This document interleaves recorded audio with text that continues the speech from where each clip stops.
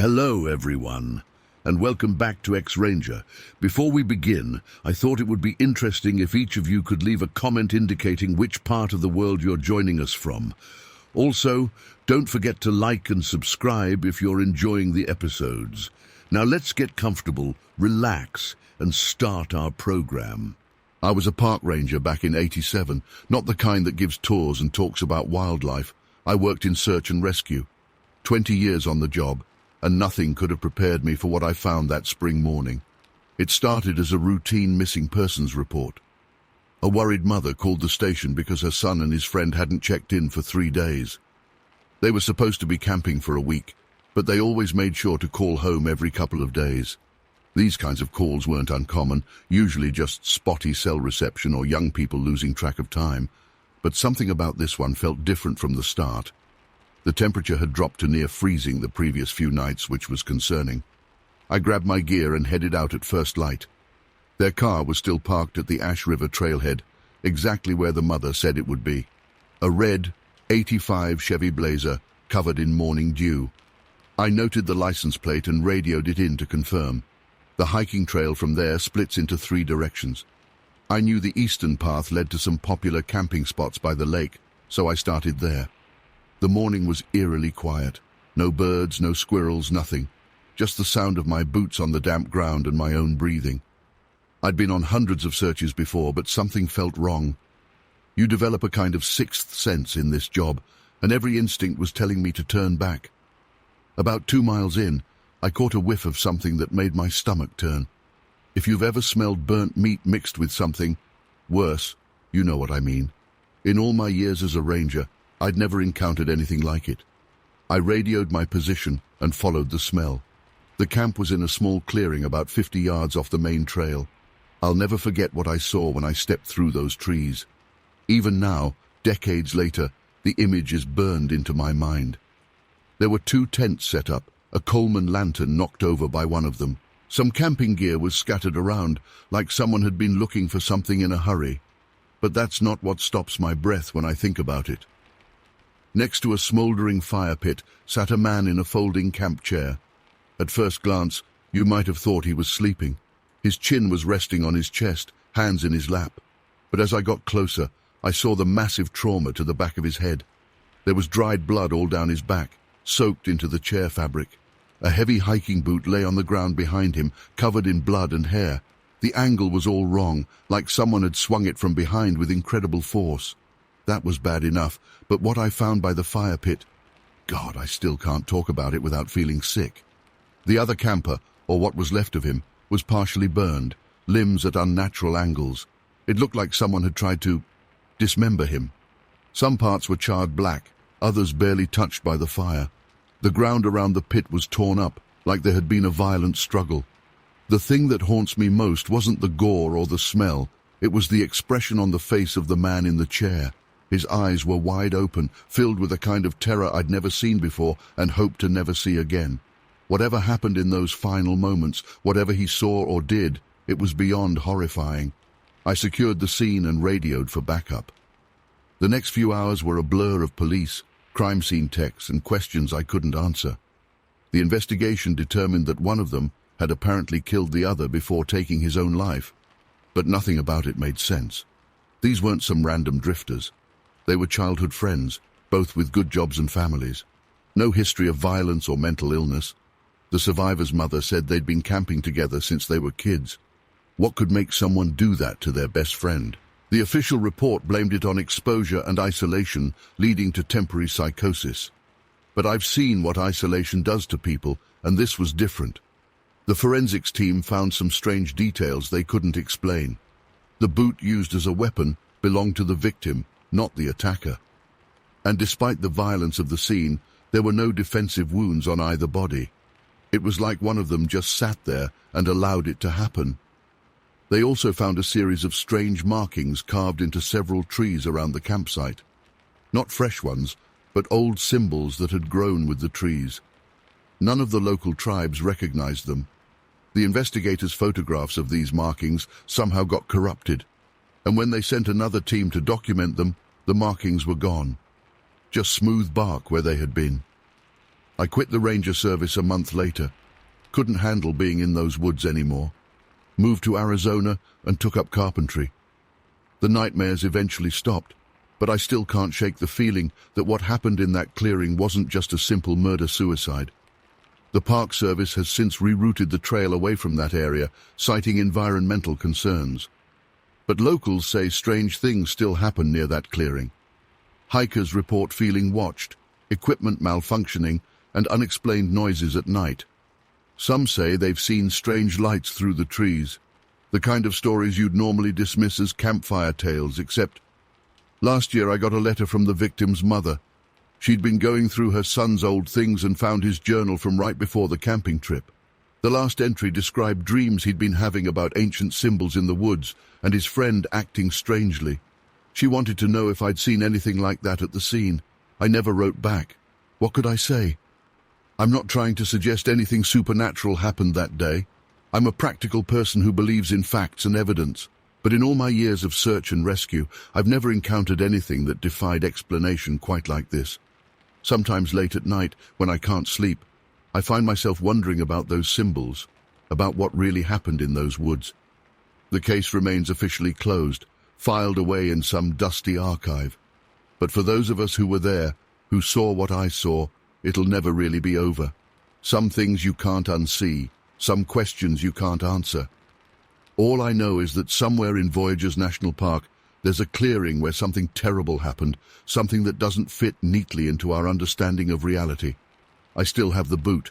It's locked in a storage unit 3 states away. Sometimes I think about having it analyzed with modern forensics, but then I remember that look of absolute terror, and I leave it where it is. Maybe some mysteries are better left unsolved. Story 2. I've been holding this in for almost 6 years now, and I need to finally get it off my chest. I was a rookie park ranger at Croft State Park in South Carolina back in 2018, and what happened during one of my night shifts still haunts me to this day. I've tried telling a few close friends, but they either think I'm making it up, or that I was just tired and imagining things. But I know what I saw, I know what I experienced, and I'm still trying to make sense of it all. It was early October, and I'd only been working at the park for about 3 months. I was excited to finally land my dream job after finishing my degree in environmental science. The senior rangers had been training me, mostly on day shifts, but they finally trusted me enough to take a solo night shift. The park closed to visitors at sunset, and my job was basically to make sure no teenagers snuck in to party and that there weren't any problems with the local wildlife. That night started like any other. I arrived at 7 p.m., just as the sun was setting. The day shift ranger, Mike, briefed me on everything. All normal, just a few hikers who checked out late and a minor issue with a garbage bin that a raccoon had knocked over. Nothing I couldn't handle. I remember how crisp the air felt that evening, and there was this weird stillness that I initially brushed off as typical fall weather. Around 9 p.m. I started my first patrol route in my truck.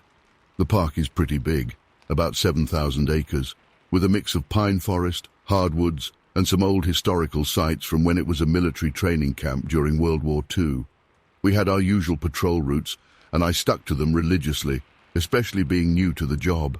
The first weird thing I noticed was the complete absence of normal nighttime sounds. Usually you'd hear crickets, maybe some owls, the occasional rustle of small animals. But there was nothing, just dead silence. I'd grown up around these parts, spent countless nights camping and hiking, and I'd never experienced anything like it. It felt wrong, like nature itself was holding its breath. I was driving past Lake Craig when my radio started acting up. At first it was just static, which isn't too unusual in some parts of the park where reception is spotty, but then I started hearing what sounded like whispers coming through. Not clear words, just these faint, high-pitched whispers that made the hair on my neck stand up. I tried changing channels, but it kept happening. I even turned the radio off completely, but I swear I could still hear those whispers, like they were coming from just outside my truck. I pulled over and did a radio check with base. Everything came through clear on their end. They hadn't heard any interference. I told myself it was probably just some crossed signals, or maybe someone with a walkie-talkie nearby, even though deep down I knew that wasn't it. Things got really strange when I passed by the old camping area that we'd closed off earlier that year for maintenance. My truck's headlights caught something that made me slam on the brakes. There were dozens of deer just standing there, completely still, all facing the same direction. Now, I'd seen plenty of deer in my life, but this was different. They weren't eating, weren't moving, just staring. And when my headlights hit them, they didn't run or even flinch. They just slowly turned their heads to look at me all at once, like they were one organism. Their eyes. I'll never forget their eyes. They looked almost human, filled with this intelligence and sadness that no animal should have. I sat there for what felt like forever, afraid to move. Then, all at once, they just bolted into the woods. But they didn't run away from me. They all ran in the same direction they'd been staring. I called it into base, trying to keep my voice steady. This time, there was no response, just that weird whisper static again. I knew I should probably just continue my regular patrol route, but something pulled me in the direction those deer had run. I drove slowly down the service road, sweeping my spotlight across the trees. That's when I noticed the first symbol, a crude spiral carved into a massive oak tree. It looked old, the bark had grown around the edges, but something about it seemed fresh at the same time, like it was somehow both ancient and new. As I drove further, I found more symbols, different ones, more complex patterns that looked like a mix of Celtic knots and something else I couldn't identify. They formed a sort of trail, each one carved at about the same height on different trees. I started taking pictures with my phone, but every single one came out blurry or completely black, even with the flash on. The service road ended at the old parade ground from the Wil-2 days. It's just a big clearing now, overgrown with grass and surrounded by woods. My spotlight caught something in the center of the field that made my blood run cold. A perfect circle of those symbols carved into the ground, the grass inside it completely dead, while the grass around it was tall and wild. I got out of my truck, which looking back was probably the dumbest decision of my life. But I felt compelled, like something was pulling me toward that circle. The whispers I'd heard on the radio were back, but they weren't coming through any equipment now. They were all around me, getting louder with each step I took toward the circle. That's when I saw them, small figures moving in the tree line. At first I thought they were kids who'd snuck into the park, which made my ranger instincts kick in. I shouted out, "Hey, the park's closed!" My voice sounded weird in the dead air, like it was being swallowed up by the silence. The figures stepped into the moonlight, and I felt my entire body go cold. They looked like children, but wrong. They were almost transparent, with clothes that looked like they were from different eras, some in what looked like modern clothes, others in old-fashioned outfits that could have been from the 40s or earlier. But what really got me were their faces. They didn't have any, just smooth, blank skin where their features should have been. They moved toward me in perfect unison, not walking but gliding just above the ground. The whispers got louder, and I could finally make out words. Help us. Free us. Join the circle. Complete it. Break the chain. I wanted to run. Every rational part of my brain was screaming at me to get back in my truck and get the hell out of there. But I couldn't move. The children, or whatever they were, had formed a circle around me. One of them reached out and touched my hand. It felt like plunging my arm into ice water, but in that moment, I understood what they wanted me to do. They were trapped here, bound by something that happened long ago, some kind of ritual gone wrong, or a curse, or... I still don't really understand it all. But they showed me visions, flashes of other children over the decades, playing in these woods, disappearing one by one. Some were from the military families stationed here during the war. Others were locals who'd wandered too far into the wrong parts of the park. All of them trapped, bound to this place by whatever dark force had taken them. The symbols formed some kind of binding circle, and they needed someone alive to break it. They guided my hands. I felt like I was in a trance, showing me how to trace new symbols in the dirt, using my flashlight as a tool to carve into the earth. My hands moved on their own, drawing patterns I'd never seen but somehow knew by heart. The air got thick, like trying to breathe underwater. The whispers turned into a kind of chanting, getting louder and louder until it was almost deafening. The circle of symbols started to glow with a pale blue light, pulsing like a heartbeat. The child figures started spinning around me, faster and faster, their forms blurring together into a ring of ghostly light. Then everything just stopped. The silence came back, but it was different this time, peaceful instead of oppressive. The children were gone. The symbols had vanished from the ground like they'd never been there. Even the carvings on the trees had disappeared when I checked later. I sat there in the grass for I don't know how long, shaking and trying to process what had just happened. When I finally got back to my truck, my radio was working perfectly again. The night sounds had returned. Crickets, owls, all the normal forest noises. Everything was completely normal, like nothing had ever happened. I called into base and tried to explain what had happened, but halfway through my report I just couldn't. The words wouldn't come out. I ended up just saying I'd spotted some unusual deer activity and completed my patrol. What else could I say that wouldn't make me sound completely insane? I finished my shift that night, and many more after that. I still work as a ranger, but not at Croft. I transferred to another park a few months later. Couldn't handle being there anymore. The weird thing is, after that night, there was a change in the park that other rangers noticed but couldn't explain. The atmosphere felt lighter somehow. Areas that had always felt oppressive or off suddenly felt normal. The unusually high number of missing persons reports in the park's history dropped to 0. Sometimes I drive by Croft at night, and I swear I can see faint lights dancing in the woods, like children playing with sparklers, but they're not the same sad, trapped lights I saw that night. They look free, happy, and then they fade away, like fireflies blinking out at the end of summer. I've never told this full story before now. Most days, I can almost convince myself it was all a dream or some kind of hallucination brought on by stress and exhaustion. But then I'll catch a glimpse of something out of the corner of my eye, a flash of movement that looks like a child playing. Or I'll hear a whisper on the wind that sounds almost like thank you. And I know it was real. All of it was real. I still don't understand exactly what happened that night, or what ancient evil those children were trapped by. Maybe some questions are better left unanswered. But I do know that something changed in those woods that night. Something that had been wrong for a very long time was finally made right. And sometimes, I guess that's enough. Story 3. I've been working as a forest ranger at Natchez Trace State Park in Tennessee for almost 15 years now. And what happened last October still haunts me every single day. I can't sleep properly. I can't focus on my work like I used to. And I keep questioning everything I thought I knew about reality. I've been wanting to share this for months, but I was afraid nobody would believe me. Well, I don't really care anymore. I just need to get this off my chest.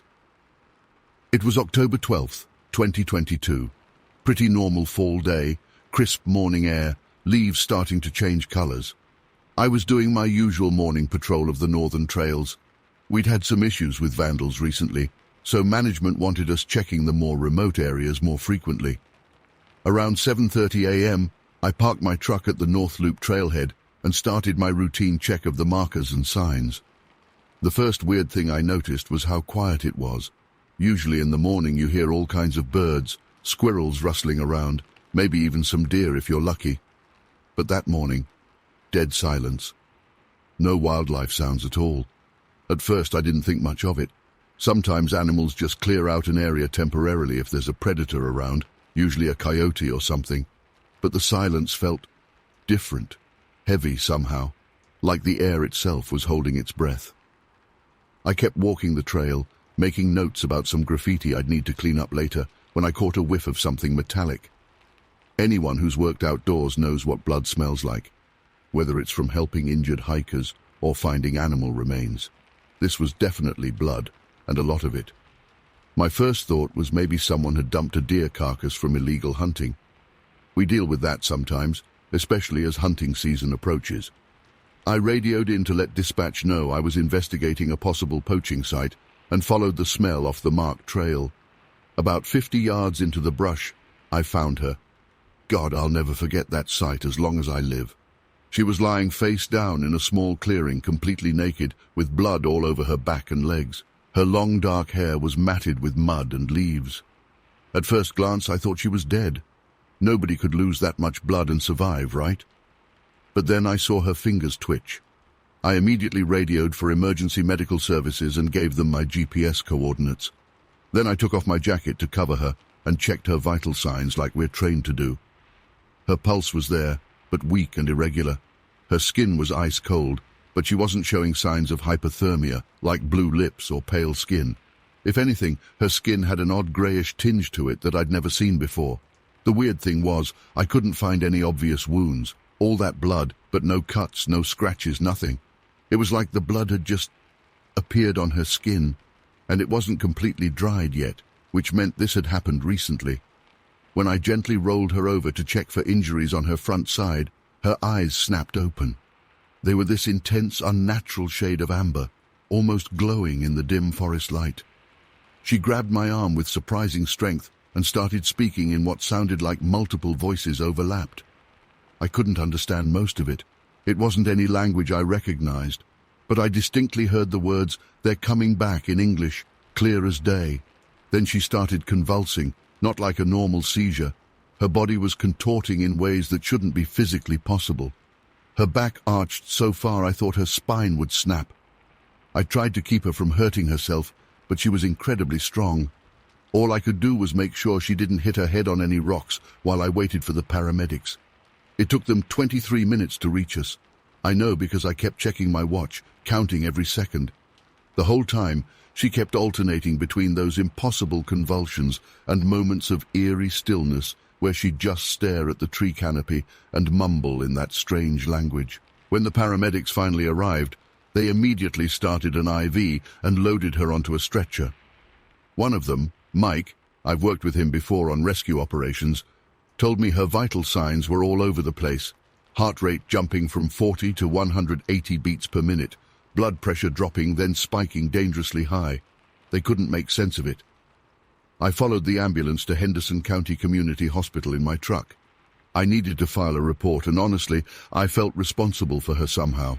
I wanted to make sure she was okay, maybe get some answers about what happened to her. The emergency room staff rushed her straight into trauma care. I sat in the waiting room filling out paperwork and giving a statement to the local police. Around noon, a nurse told me the patient was stabilized, but still unconscious. They hadn't been able to identify her. No matches in any missing persons databases, no ID, nothing.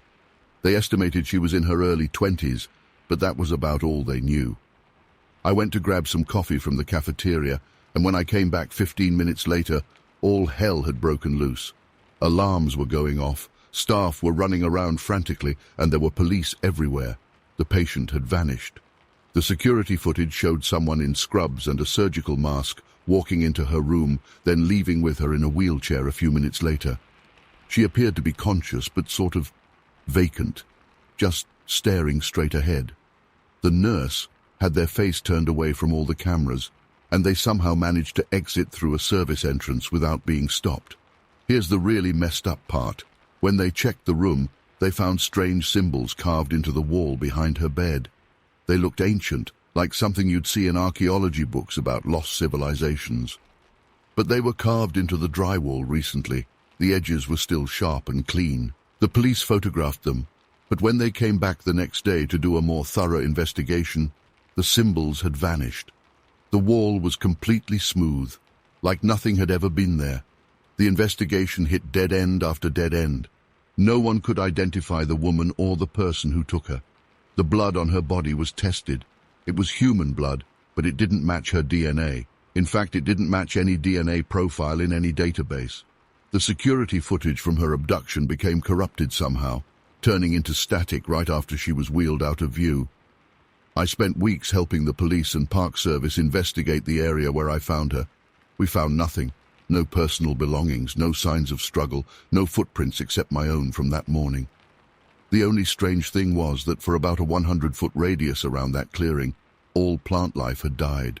The trees, bushes, even the moss, all completely dead, like something had sucked the life right out of them. Our botanist said it looked like they'd been dead for years, but I swear everything was normal when I found her. That's not even the creepiest part.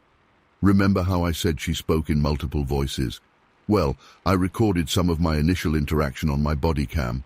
It's standard procedure when we find someone injured. When I reviewed the footage later, you could clearly hear multiple distinct voices speaking in unison, at least 5 or 6 different voices, all coming from her mouth simultaneously. The FBI analysts couldn't explain it. They said it wasn't an audio glitch or distortion. A linguistics professor from Vanderbilt reviewed the recording of the unknown language. He said it contained elements of ancient Sumerian and something called Proto-Indo-European, but mixed with phonetic structures that shouldn't be possible with human vocal cords. His exact words. The file disappeared from the evidence locker a week later. I've gone back to that clearing dozens of times since then. The plants never grew back. It's still just a circle of dead vegetation in the middle of a healthy forest. Sometimes when I'm there, I get this overwhelming feeling of being watched. And sometimes, just at the edge of hearing, I swear I can hear those multiple voices whispering in that strange language. The official investigation is still technically open, but it's gone cold. No new leads, no similar cases, nothing. It's like she appeared out of nowhere and vanished back into nothing. The hospital staff who treated her have all either quit or transferred to other facilities. The police officers involved in the investigation have requested reassignment to different departments. Nobody wants to talk about it anymore, but I can't forget. I see those amber eyes in my dreams. I hear those voices when I'm alone in the woods. And sometimes, when I'm on patrol in the early morning hours, I catch that metallic smell of blood on the wind. I always radio for backup now when that happens. Always. I don't expect anyone to believe me. Hell, sometimes I'm not sure I believe it myself. But I know what I saw, what I heard, what I smelled.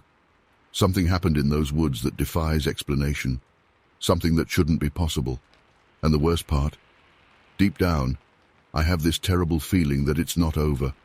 Those words keep echoing in my head. They're coming back. I don't know who they are, but I hope I never find out. I still work at the park.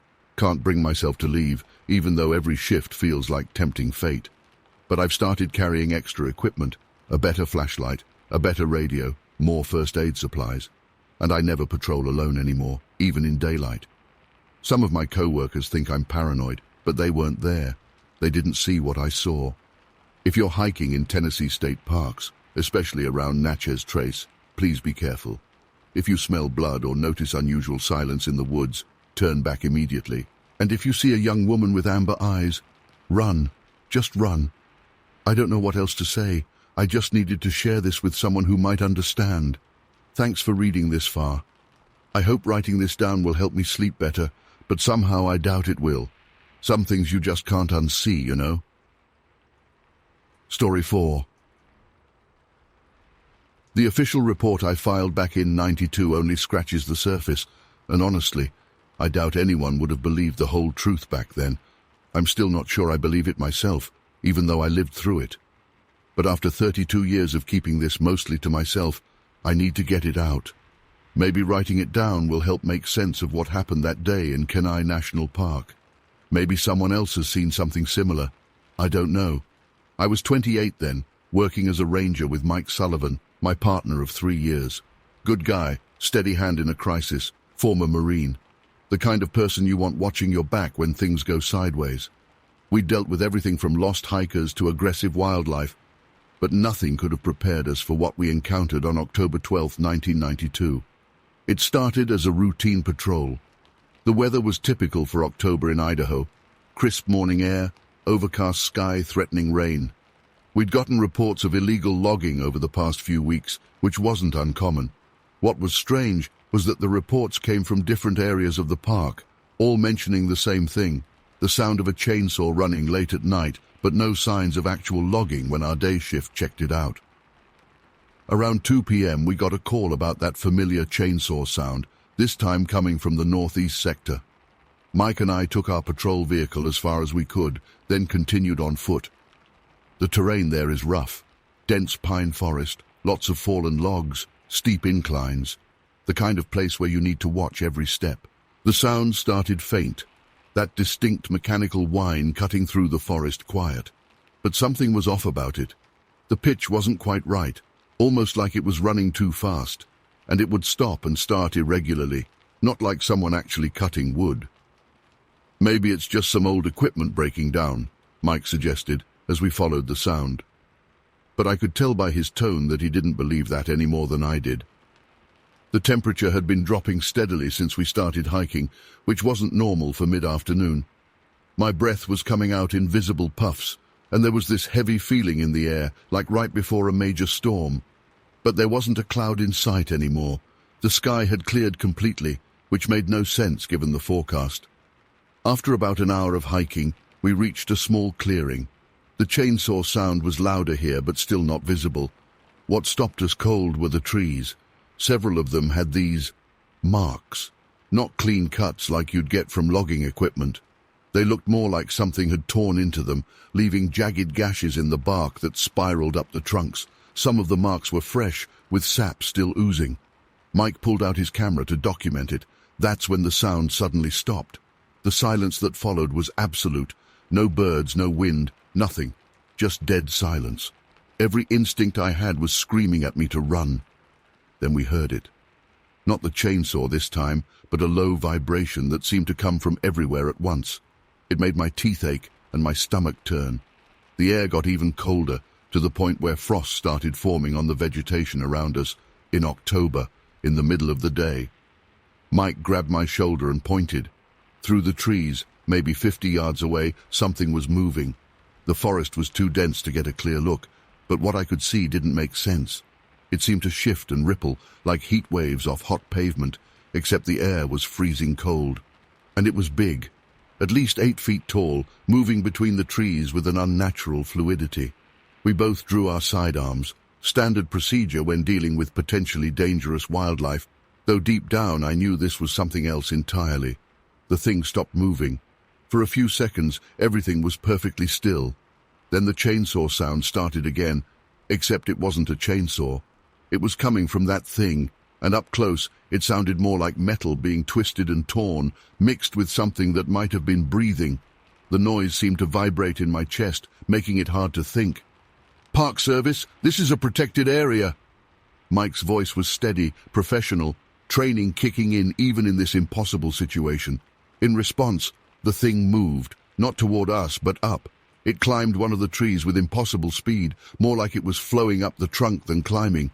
That's when we got our first clear look at it. I've spent years trying to find the right words to describe what I saw. The closest I can come is this. Imagine a shadow that had somehow become three-dimensional, but constantly shifting and changing shape. Parts of it looked solid, other parts seemed to fade into nothing. Where a face should have been, there were just deeper shadows that somehow caught the light wrong, like looking into holes in reality itself. Mike fired 2 warning shots into the air. The thing responded with a sound that I still hear in my nightmares, like metal grinding against metal, but with an organic quality that made my skin crawl. Then it moved. Everything after that is a blur of pure terror and adrenaline. We ran.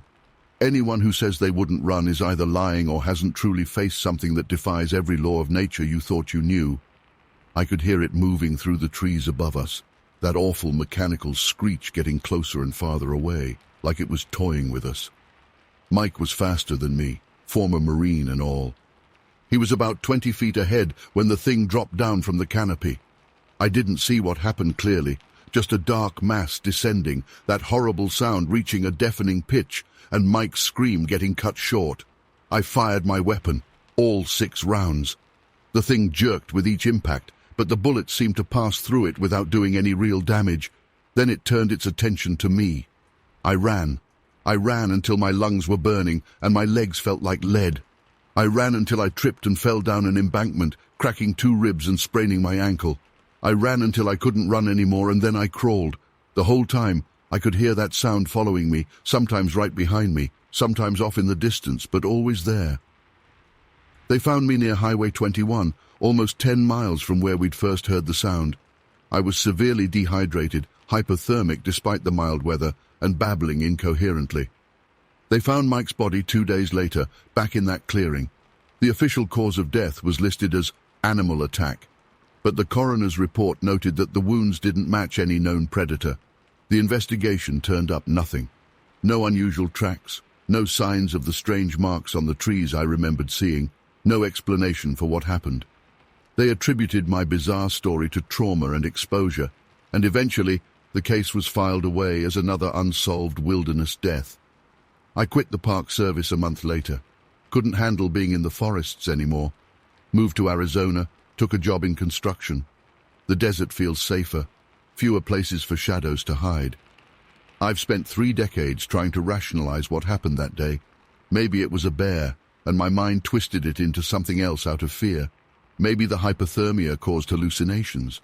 Maybe I had some kind of breakdown. But deep down, I know what I saw was real. The sound of that thing, like a chainsaw but wrong, still haunts me. Sometimes I wake up in the middle of the night, convinced I can hear it in the distance. I'm sharing this now because I recently read about similar sounds being reported in national parks across the country. The same mechanical whine, always at night, never leading to any signs of logging. If you're a ranger or spend time in the forests and you hear something that sounds like a chainsaw running too fast or too strange, don't investigate. Don't try to find the source. Just get out of there as fast as you can. And if you're hiking and the forest goes completely silent, if the air suddenly turns cold and you get that feeling of something watching you from above, run. Run as fast and as far as you can. Don't look back. Don't try to fight it. Just run. Mike was a better ranger than me, a braver man than me, and he still died in those woods. Whatever that thing was, it's still out there. And sometimes, late at night, I wonder if it's spreading, moving from forest to forest, hunting, waiting for someone else to come investigate that strange chainsaw sound echoing through the trees. Story 5. I've been a forest ranger at Croft State Park for almost 15 years now, and what I found last week has completely shaken me to my core. I can barely sleep, and I feel like I need to write this down, to get it out of my system somehow. Maybe someone out there has answers, because I sure don't. It was a pretty typical Thursday in early October. The weather had been unusually wet that month, and we'd had some issues with soil erosion along the eastern trails. I was doing my regular patrol, checking the markers and making sure none of the paths had become dangerous for hikers. The rain had finally let up, but the ground was still soggy, and the whole forest had that heavy, damp smell that always reminds me of decay. Around 2 p.m., I reached section E7, one of our older trails that doesn't get much foot traffic anymore. There was this spot where the rain had carved a pretty deep groove into the hillside. As I was marking it for maintenance, I noticed something odd sticking out of the eroded soil, what looked like the corner of an old metal box. At first, I thought it was just some trash that had been buried there, maybe an old coffee can or something. We find that kind of stuff all the time, especially in the older parts of the park. I probably should have just logged it and called it in, but something about it caught my attention. The metal looked really old, not like modern steel or aluminum. It had this weird greenish-black patina that you only see on really old metal. Using my boot, I carefully scraped away some of the loose soil around it. That's when I realized this wasn't just some random piece of garbage. It was a proper box, about the size of a small suitcase, and it was deliberately buried. I radioed back to the station to let them know what I'd found, and my location. Protocol says we should document everything in situations like this, so I took out my phone and started taking pictures. The box was wedged pretty tight in the clay soil, but the rain had loosened everything up enough that I could work it free with my hands. It was heavier than I expected, maybe 15 or 20 pounds. The thing that really got to me was how this box had been sealed. Someone had used what looked like industrial-grade soldering all around the edges. This wasn't just some box someone had tossed away. Whoever put it there really wanted to make sure it stayed closed. I noticed there was some kind of engraving on the top, but it was so corroded I couldn't make it out. I should mention that our park used to be private property back in the day. There were a bunch of old estates out here in the 1800s and early 1900s, before the state bought up all the land. We sometimes find old foundations or bits of farm equipment, but nothing like this. The smart thing would have been to wait for backup, but I'll be honest, curiosity got the better of me. Using my multi-tool, I managed to work the lid loose. The seal had degraded enough over the years that it wasn't too difficult. I really wish I hadn't done that. The smell hit me first. It wasn't the sharp, rotting smell you might expect. It was more like old dust and chemicals, kind of like formaldehyde but mustier. Inside, wrapped in what looked like an old wool blanket, was God, I still have trouble describing it. It was a baby, or what was left of one. The body had been preserved somehow, probably with chemicals, but time had still taken its toll. The skin was this horrible grey-brown colour, like old leather, but that wasn't the worst part. The proportions were all wrong. The head was too large, misshapen, with these weird bulges that shouldn't be there. The eyes, or where the eyes should have been, were just empty sockets, but they were massive, taking up almost half the face. The hands, they weren't normal baby hands. Some fingers were fused together, others were just missing entirely. I've seen dead things in the forest before. It's part of the job. But this was different. This was something someone had deliberately preserved and hidden. And looking at those deformities, I started to understand why. There were papers in the box too, underneath the blanket. Most of them were too damaged to read, but I could make out dates. 1927, 1928. There were what looked like medical notes, but the handwriting was faded and the paper was falling apart. I did make out one phrase that keeps haunting me. Subject 7B exhibits expected mutations. I'm not proud of what I did next, but I completely lost it. I stumbled away from the box and threw up in the bushes. My hands were shaking so bad I could barely key my radio. I managed to call it in, and within an hour the place was crawling with police and county officials. They took everything away, of course. The box, the papers, everything. I spent hours giving statements, explaining exactly how I found it and what I saw. They told me not to talk about it, said there would be an investigation. But here's the thing that really gets to me. I did some research on my own later that night. Back in the 1920s and 30s, this whole area was known for some pretty dark stuff. There were these private medical research facilities scattered around the county, places where wealthy families would send their problems to be dealt with quietly. Children born with deformities or disabilities would just disappear. The official records are sketchy, but there are newspaper articles from the time that hint at it. Rumors about experiments, about doctors trying to understand why some babies were born different. But what keeps me up at night isn't just what I found, it's what else might be out there.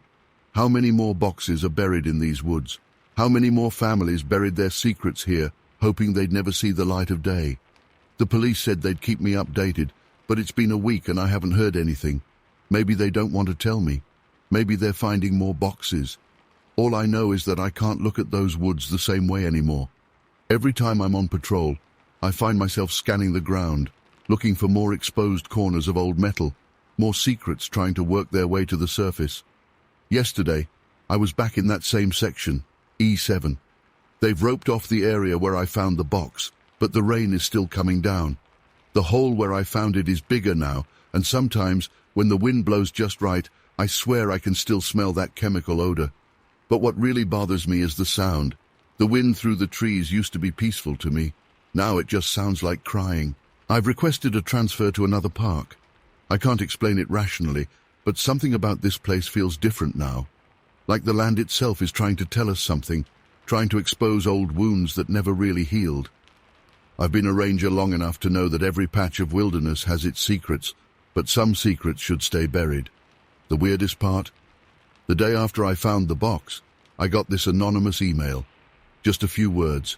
There were 12 more. No signature, no explanation. I reported it to the police, but they said they couldn't trace it.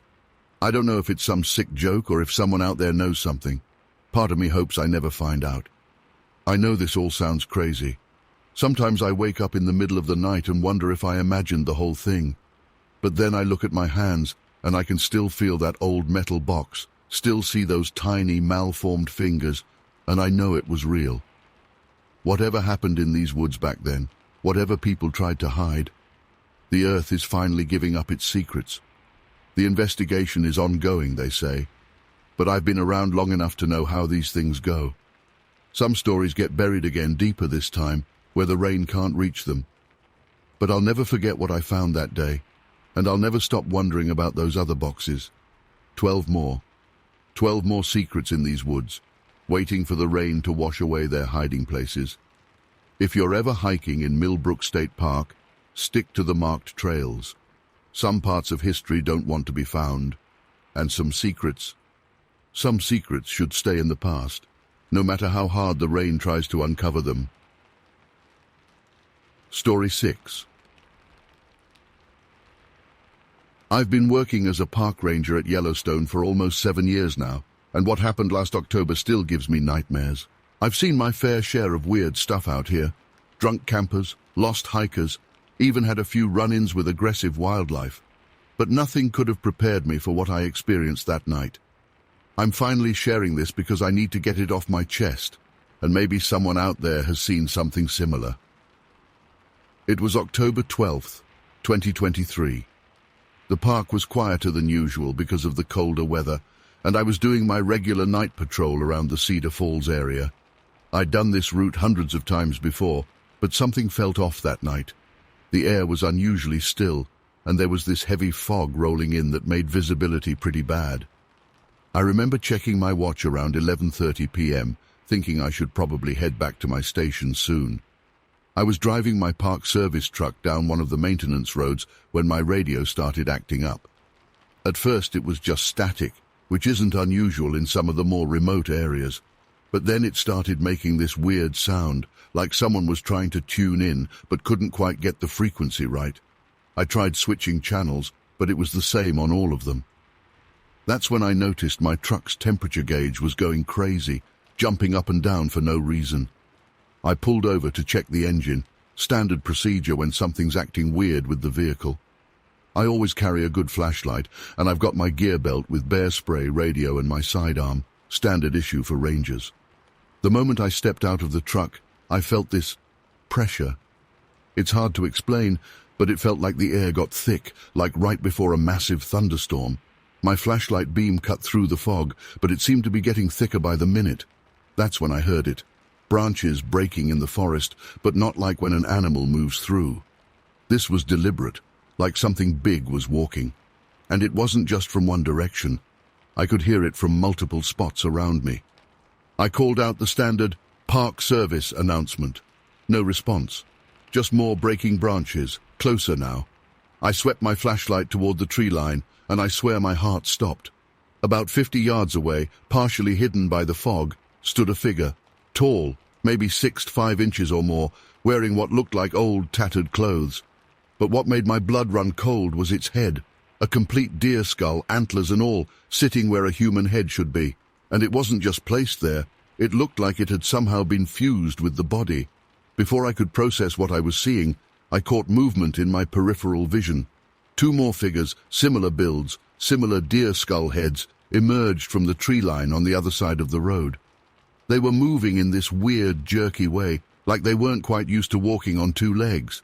The fog seemed to swirl around them, making them appear and disappear as they moved. I'm not ashamed to admit it. I was terrified. Every instinct was screaming at me to run, but years of training kicked in. I backed up slowly toward my truck, keeping my flashlight beam moving between the figures. They didn't make any sound, didn't speak, just kept moving closer in that unnatural way. The static on my radio got louder, and now it had this weird undertone, like distant screaming. Just as I reached for my door handle, all 3 figures stopped, in perfect unison.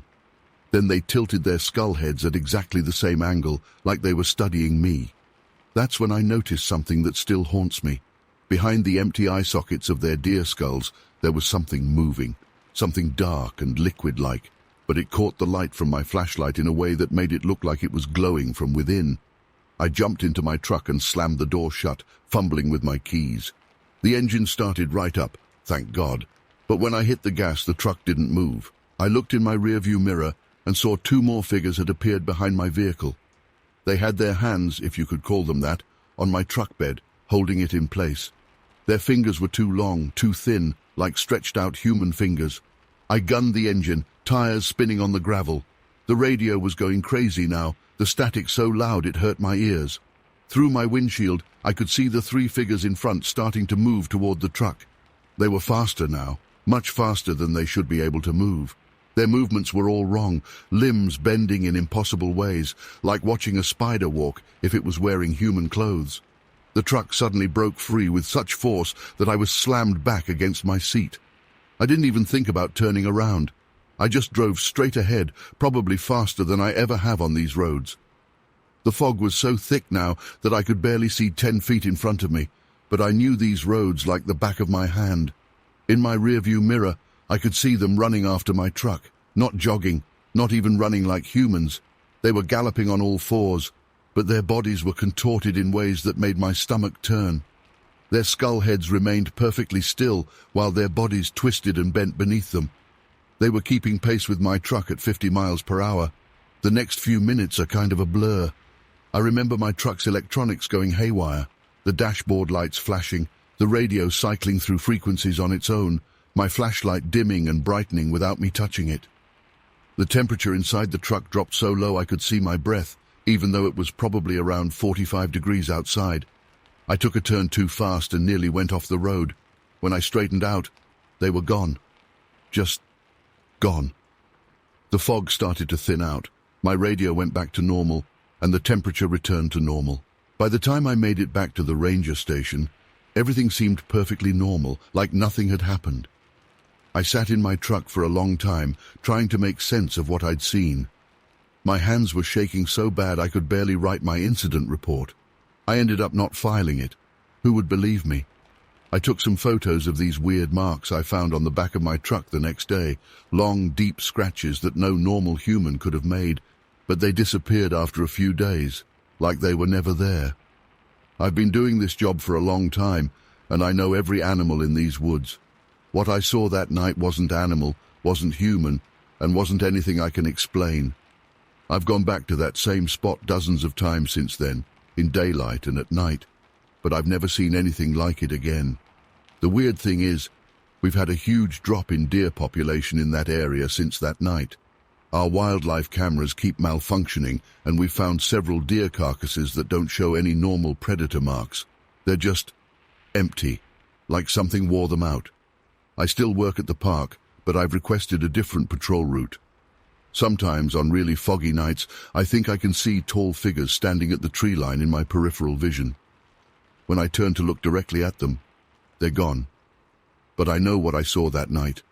Those things were real, and they're still out there somewhere in the park. I don't expect anyone to believe me, but I needed to share this. If you're ever hiking or camping in Yellowstone, especially around Cedar Falls, keep your eyes open. And if the fog starts rolling in and your electronics start acting up, don't stop. Don't get out of your car. Just drive. Update. Since posting this, I've received several DMs from other rangers and park employees across the country describing similar experiences. All of them mention the fog, the electronic interference, and the deer skull heads. None of us can explain it, but we all know it's real. Whatever these things are, they're not just in Yellowstone anymore. Story 7. It was early October 2015. I'd driven up from Missoula to meet my old college buddies Mike and Dave for our annual fishing trip. We'd been doing this for 5 years straight, always at different spots around Montana.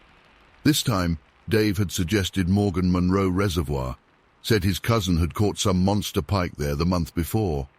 The morning started normal enough. We got to the reservoir around 6 a.m., just as the sun was starting to peek over the trees. There was this heavy fog hanging over the water. Not unusual for that time of year, but something about it felt different, thicker somehow, like it was alive. The temperature was in the low 40s, and the air had that sharp, clean smell you only get in Montana during fall. Our breath came out in white puffs as we unloaded the gear from my truck. I remember Dave joking about how we'd better catch something good to justify freezing our asses off. We took my small aluminum boat out, nothing fancy, just a 14-footer with an old Mercury outboard. Mike sat up front, Dave was in the middle, and I was at the back handling the motor. The water was like glass, completely still. Our wake seemed to stretch forever behind us as we headed toward this little cove Dave had marked on his map. The first strange thing I noticed was the silence. October in Montana usually means geese and ducks everywhere, but there wasn't a bird in sight. No splashing fish, no rustling in the shoreline brush, just the putt-putt of the outboard echoing off the water. We'd been fishing for maybe 2 hours when Mike got the first hit. Whatever it was, it nearly pulled the rod out of his hands. I've been fishing all my life and I've never seen a strike like that. The rod bent almost double and the drag was screaming. Mike's a big guy, played defensive line in college, but this thing was pulling him forward. Then it just stopped. Mid-fight, the line went slack. When Mike reeled in, the line was cut clean through. Not frayed like when a fish breaks you off on rocks, but sliced, like with a knife. That's when Dave pointed out something odd about the water around us. It had this strange, oily sheen to it, but only in patches, like someone had poured motor oil in perfect circles on the surface.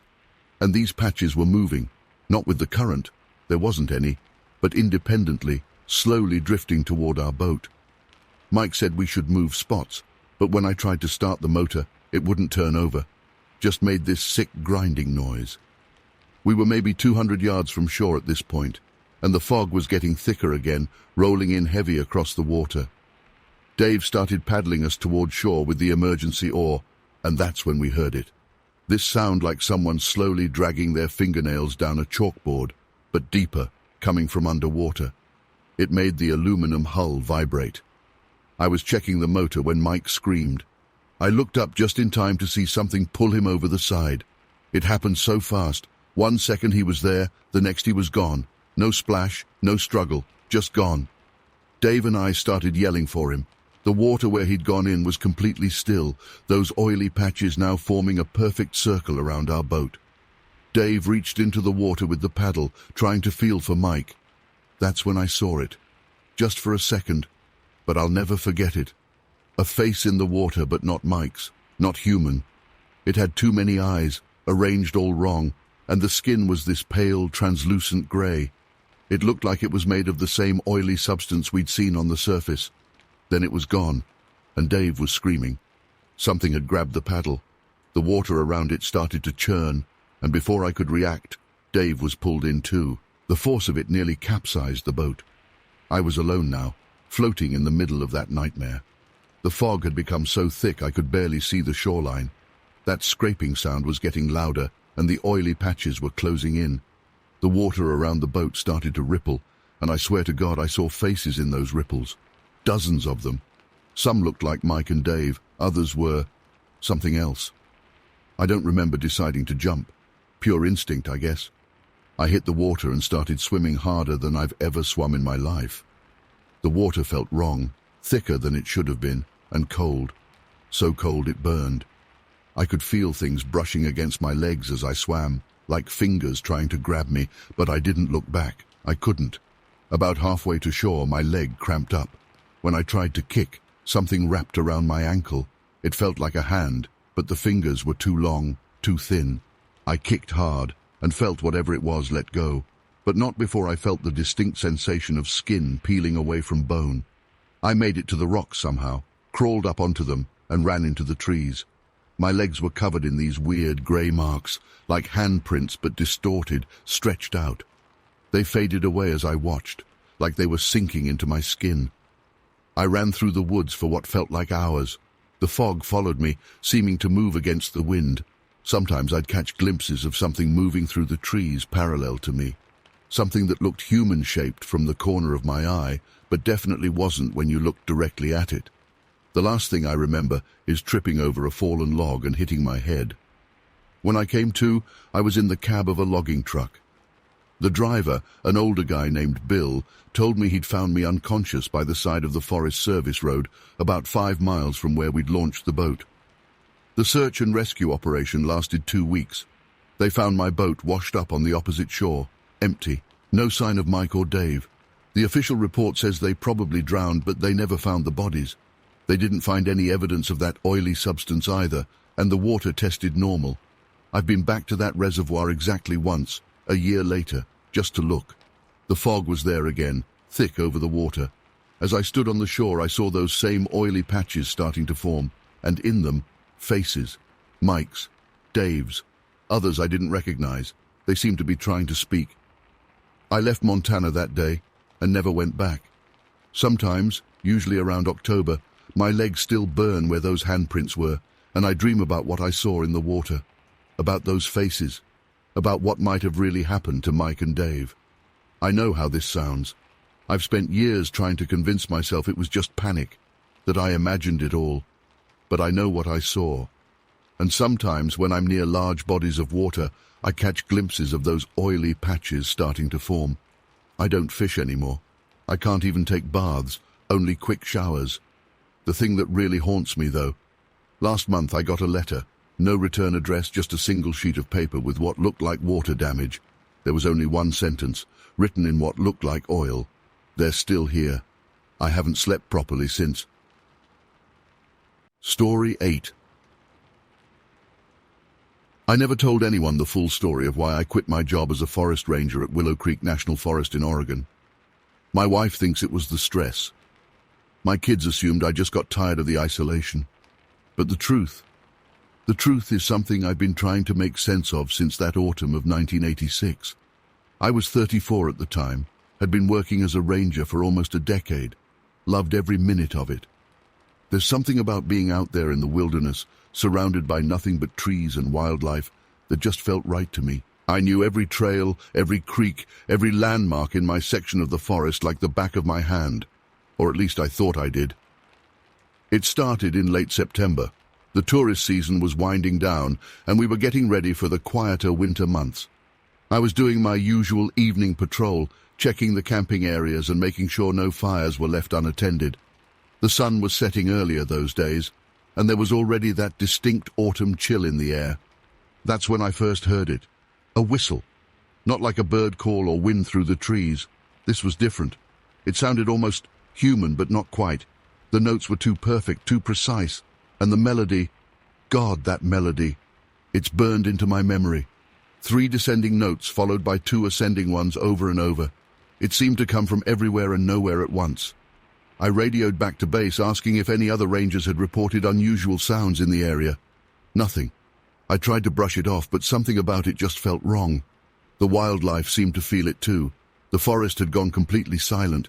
No birds, no insects, nothing. Just that whistling. Over the next few days, things started getting stranger. Hikers reported feeling like they were being watched. A few mentioned hearing the whistling too, though they described it differently. Some said it sounded like a beautiful song that made them want to follow it. Others said it filled them with an inexplicable dread. Then the first person disappeared. A solo hiker, experienced outdoorsman, all his gear left at his campsite. Everything was perfectly arranged, like he'd just stepped away for a moment. His coffee was still warm in the tin cup by the fire. We searched for days.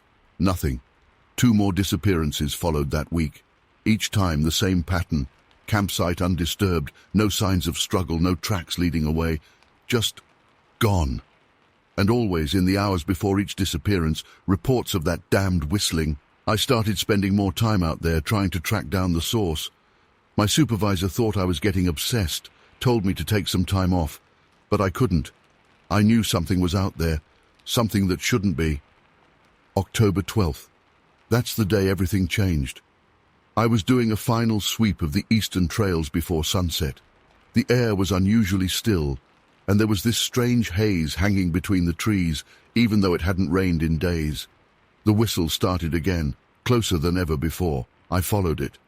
I know how stupid that sounds, but something compelled me. It was like the sound was pulling at something deep inside my chest. The melody had changed slightly. Now it was 5 descending notes, each one making my head feel fuzzy. The trees started looking wrong. I've spent my whole life in forests, but these didn't look right. The bark seemed to ripple like heat waves off hot asphalt, and the branches, they were moving against the wind. Or maybe there was no wind at all. I couldn't tell anymore. That's when I saw it. Between 2 ancient Douglas firs, there was something standing. I say something because my mind still can't process what I saw.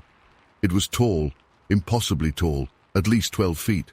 Its body was like a charcoal sketch that someone had tried to erase, edges blurry and undefined, constantly shifting.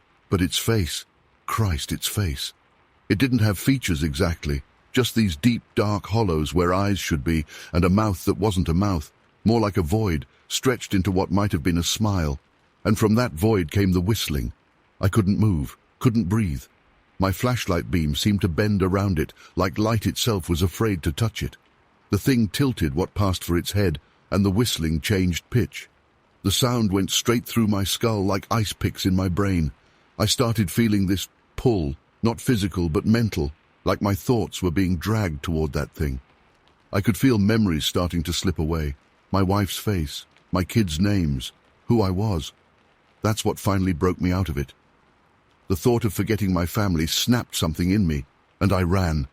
I ran like I've never run before or since.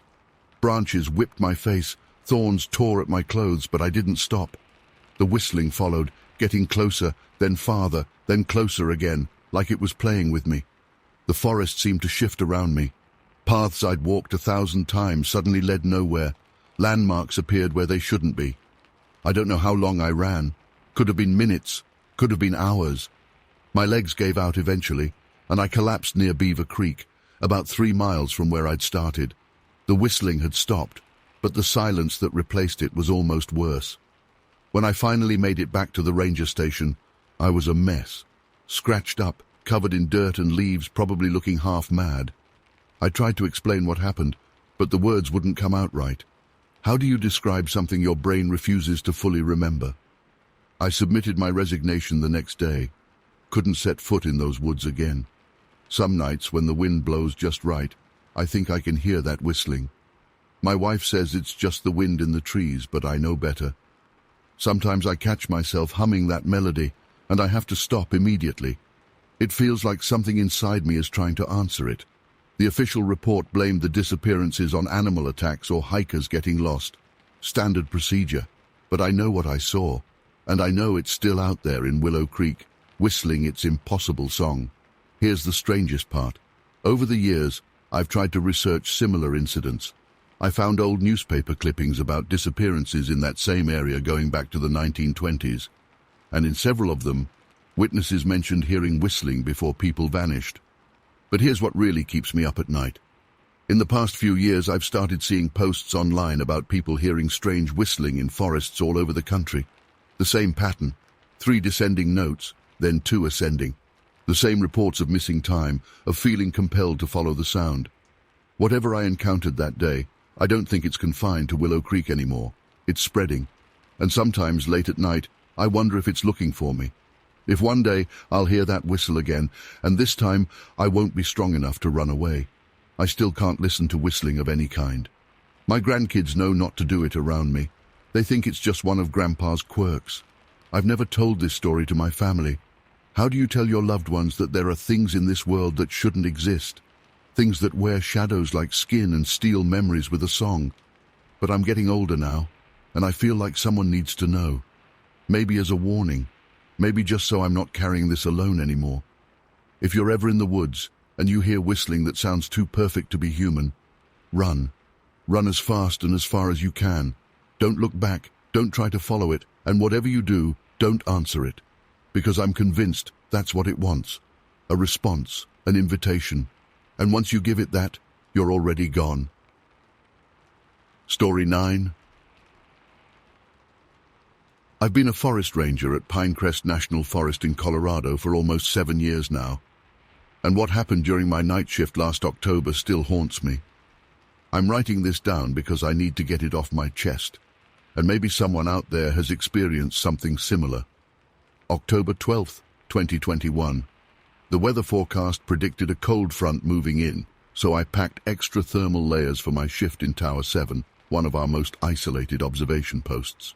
It's about 12 miles from the nearest ranger station, accessible only by a winding dirt road that becomes practically impassable when it rains. I'd done this shift hundreds of times before. 12-hour night watches, just me and my radio, monitoring for forest fires and anything unusual. The senior ranger, Mike, had been acting weird during the handover. Usually chatty, he just gave me a quick rundown of the basics and seemed eager to leave. Before heading out, he turned back and said something that stuck with me. Remember the protocols, especially for the night shift. They're there for a reason. I'd heard about these special protocols from other rangers, but always thought they were just stories to mess with the newbies. You know, don't answer the radio between 2 and 3 a.m., don't look directly at strange lights in the forest, keep the tower door locked no matter what you hear outside. The first few hours were routine. I did my regular checks, logged the weather data, and responded to the hourly radio checks from base. Around midnight, The temperature dropped dramatically. The wind picked up, making the whole tower creak. That's when I first noticed something was off. The motion sensors we used to detect wildlife activity started going crazy. All of them, simultaneously. This never happens. Animals don't move in perfect sync across multiple sectors. I checked the cameras, but the infrared feeds showed nothing. Just empty forest paths and swaying trees. At 1:30 a.m., the radio crackled to life. "Tower 7, this is base. Do you copy?"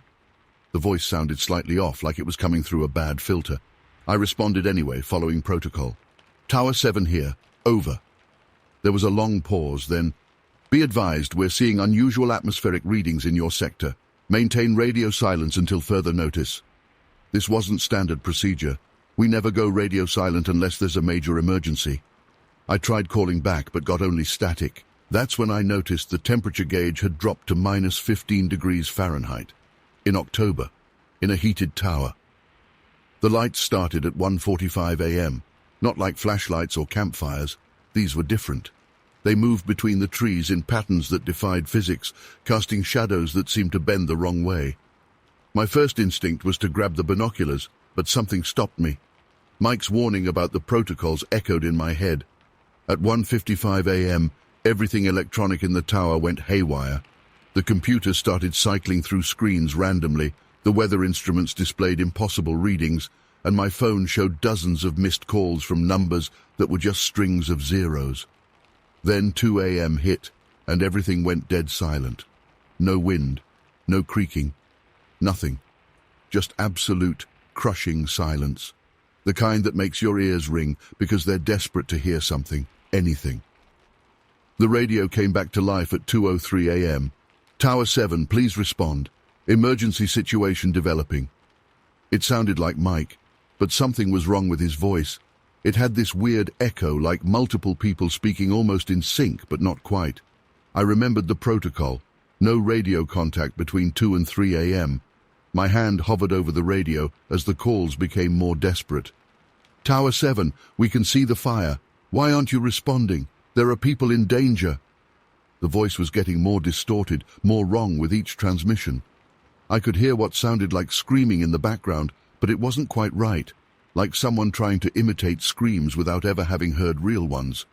At 2:17 a.m., something started knocking on the tower door. Slow, deliberate knocks in sets of 3. Knock, knock, knock, pause, knock, knock, knock.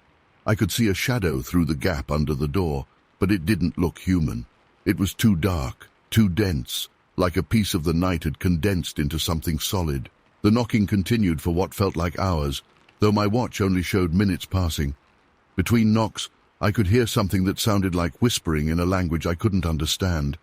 The words seemed to slide around in my head, refusing to make sense. At 2:45 a.m., the lights in the forest changed. They started moving toward the tower, weaving between trees in impossible patterns. Each light cast multiple shadows, all moving in different directions from the light source itself.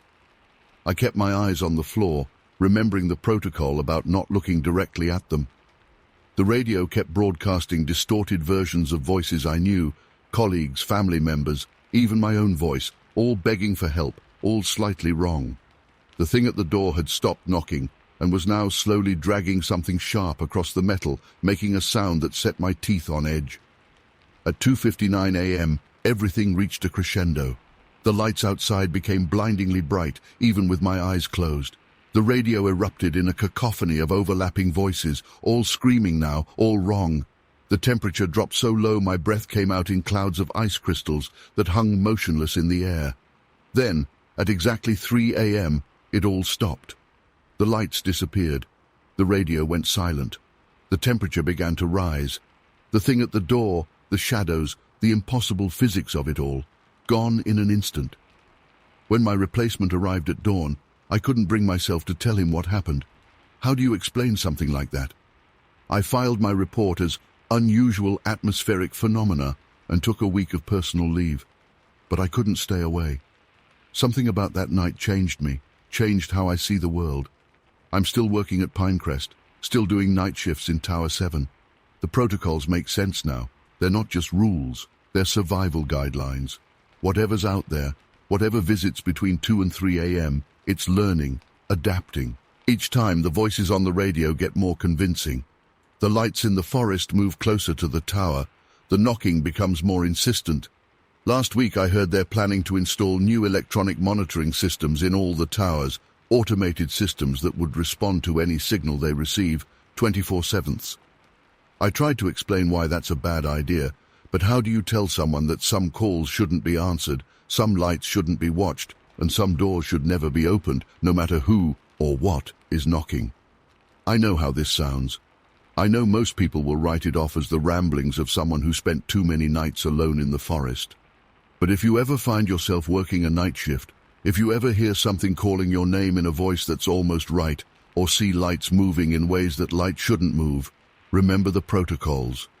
Some rules exist for a reason, and some hours of the night belong to things we weren't meant to understand. The thing that scares me most isn't what I experienced that night. It's the fact that whatever it was, it's still out there. And every time I start my shift in Tower 7, I wonder if tonight will be the night it figures out how to open the door. Story 10. I've worked as a forest ranger at Fox Hollow State Park in Michigan for almost 12 years now, but what happened last year still haunts me. I can't sleep properly, and I've been seeing a therapist twice a week. I finally feel ready to write about it. Maybe getting it off my chest will help. I don't expect anyone to believe me, but I need to tell someone. It started in early October 2019. The fall colors were just starting to peak, bringing in more hikers than usual. I was doing my regular patrol route through the northeast section of the park when I noticed something odd through the trees. A wooden staircase, just standing there in the middle of nowhere. Not some makeshift thing either, but a proper staircase like you'd find in an old house, with ornate railings and everything, complete with worn carpet running up the middle. At first I thought I was seeing things. We get all sorts of weird trash dumped in the park, but this was different. The stairs looked ancient, like they'd been there for decades, but I'd walked this exact route hundreds of times and never seen them before. The wood was dark and weathered, covered in moss in some places. But here's the thing that really got to me. There wasn't a single leaf on those stairs.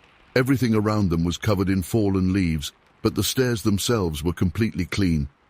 I radioed back to base about it, and my supervisor Jake told me to mark the location and head back. He sounded weird, almost nervous, which wasn't like him at all.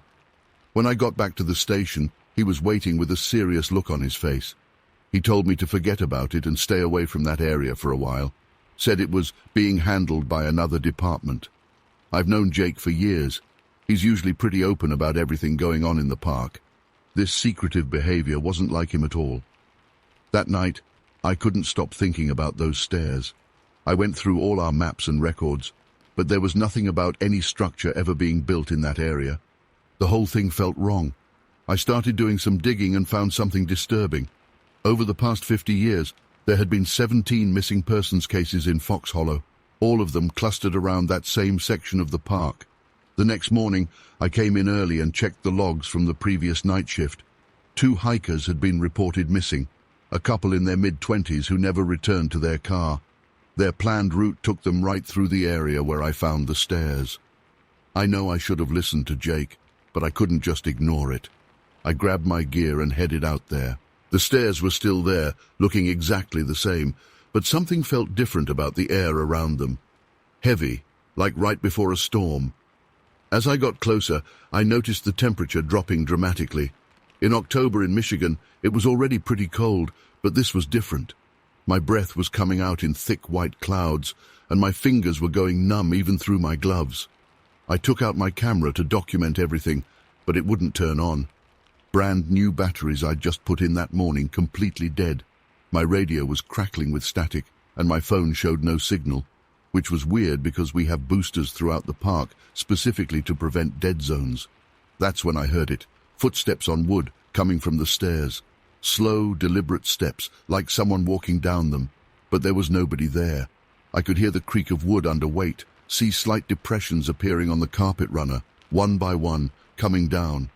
My training told me to get out of there, but I was frozen in place. The footsteps stopped at the bottom of the stairs. The air got so cold it hurt to breathe.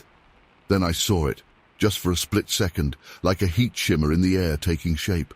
It was tall, much taller than any person should be, and wrong in ways I still struggle to describe. Its proportions were all off, limbs too long and bent at impossible angles, but its face, God, its face, it looked ancient, like something that had been waiting in the dark since before humans existed. I ran. I'm not ashamed to admit it. 18 years in law enforcement, including my time as a ranger, and I've never run from anything.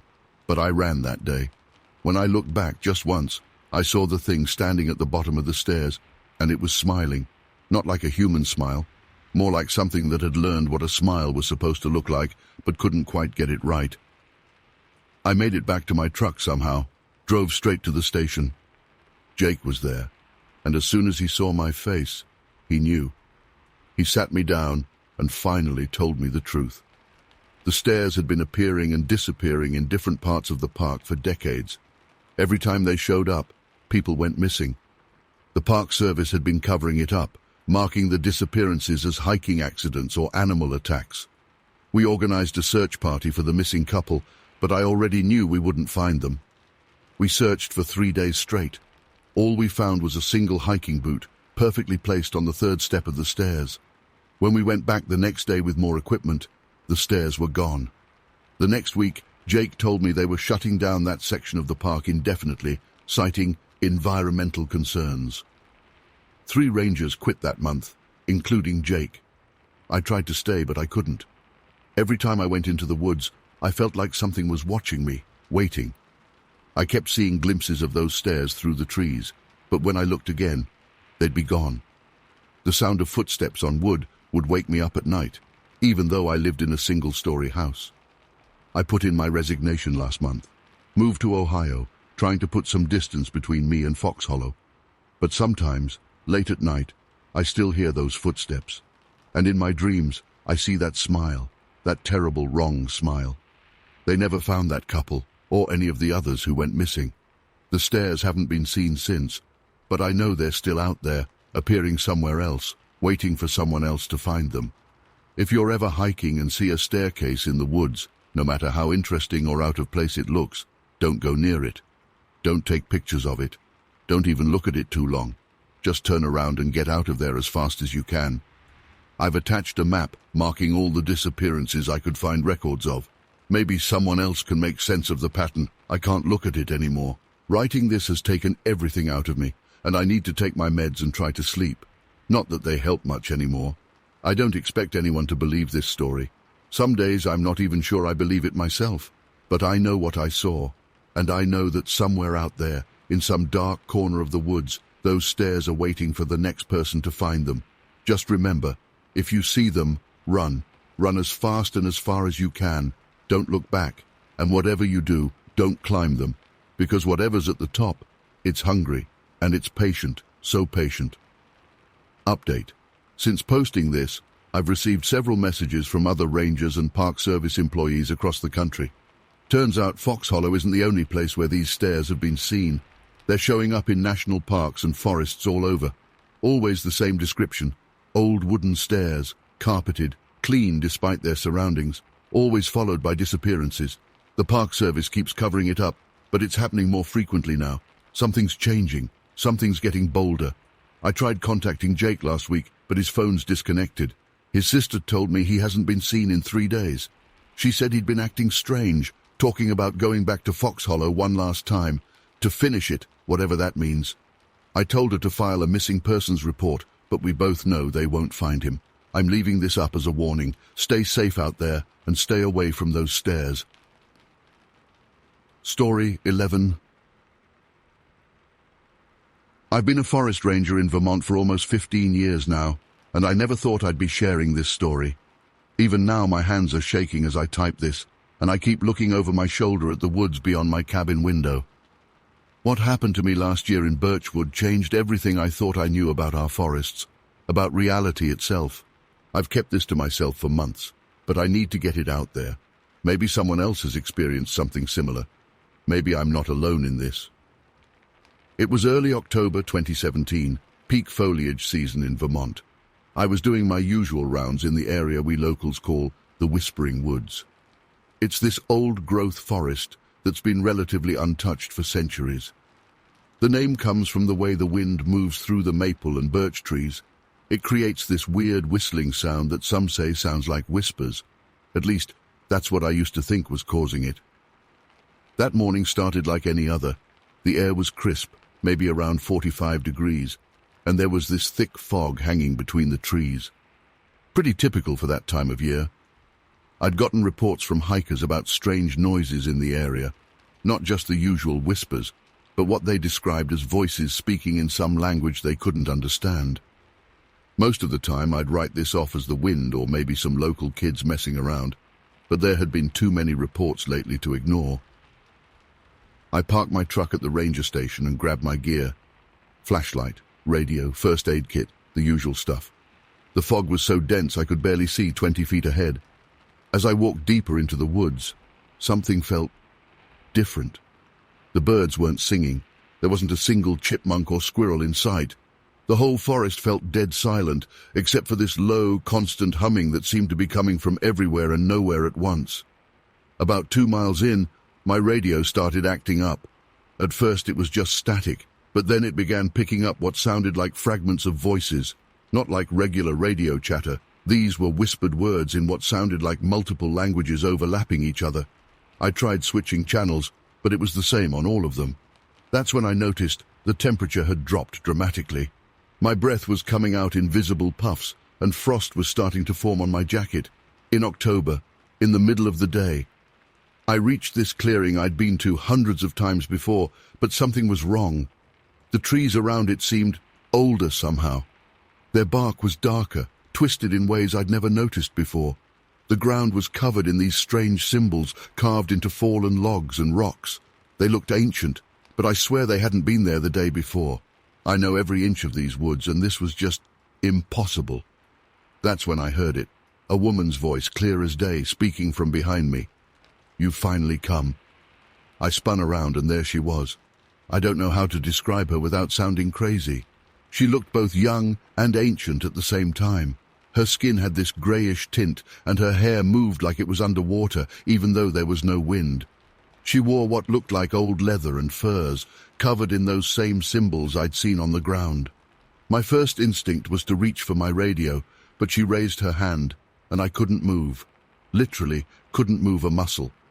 "We've been waiting for you, Thomas," she said, using my name even though I wasn't wearing my name tag. "The forest has chosen you." She explained that the Whispering Woods was one of several ancient sites across the world where the barrier between our world and something else was thin. The whispers people heard weren't the wind. They were the voices of spirits, of beings that had protected these lands long before Europeans arrived. The native people here had known about them, had appointed guardians to maintain the balance between our world and theirs. But as their numbers dwindled, the knowledge was lost. The symbols, she explained, were wards of protection, meant to keep both worlds separate. But they were failing. The previous guardian had passed away months ago, which hit me hard.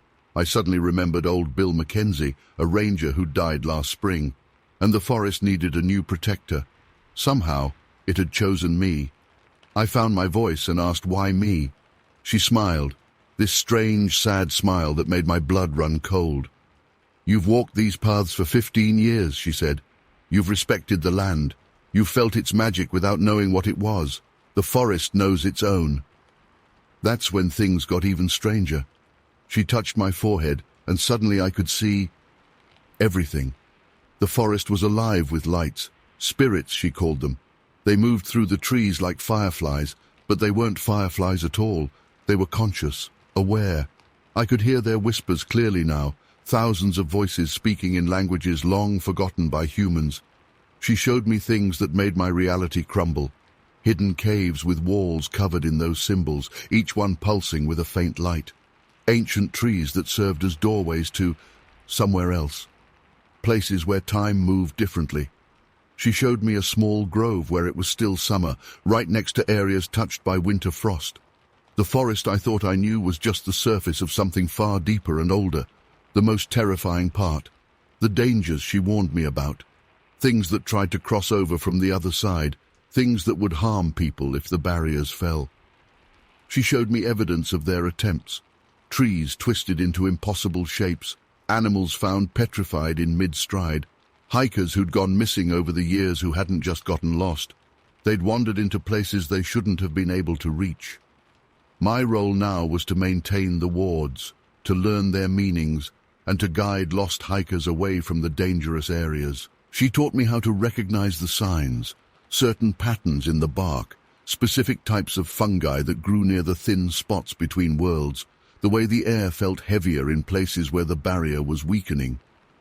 The training lasted what felt like hours, but when I checked my watch, only minutes had passed.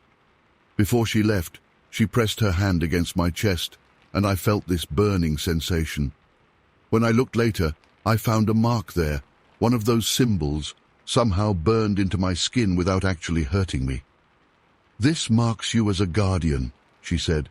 "The forest will recognize you now. The spirits will guide you.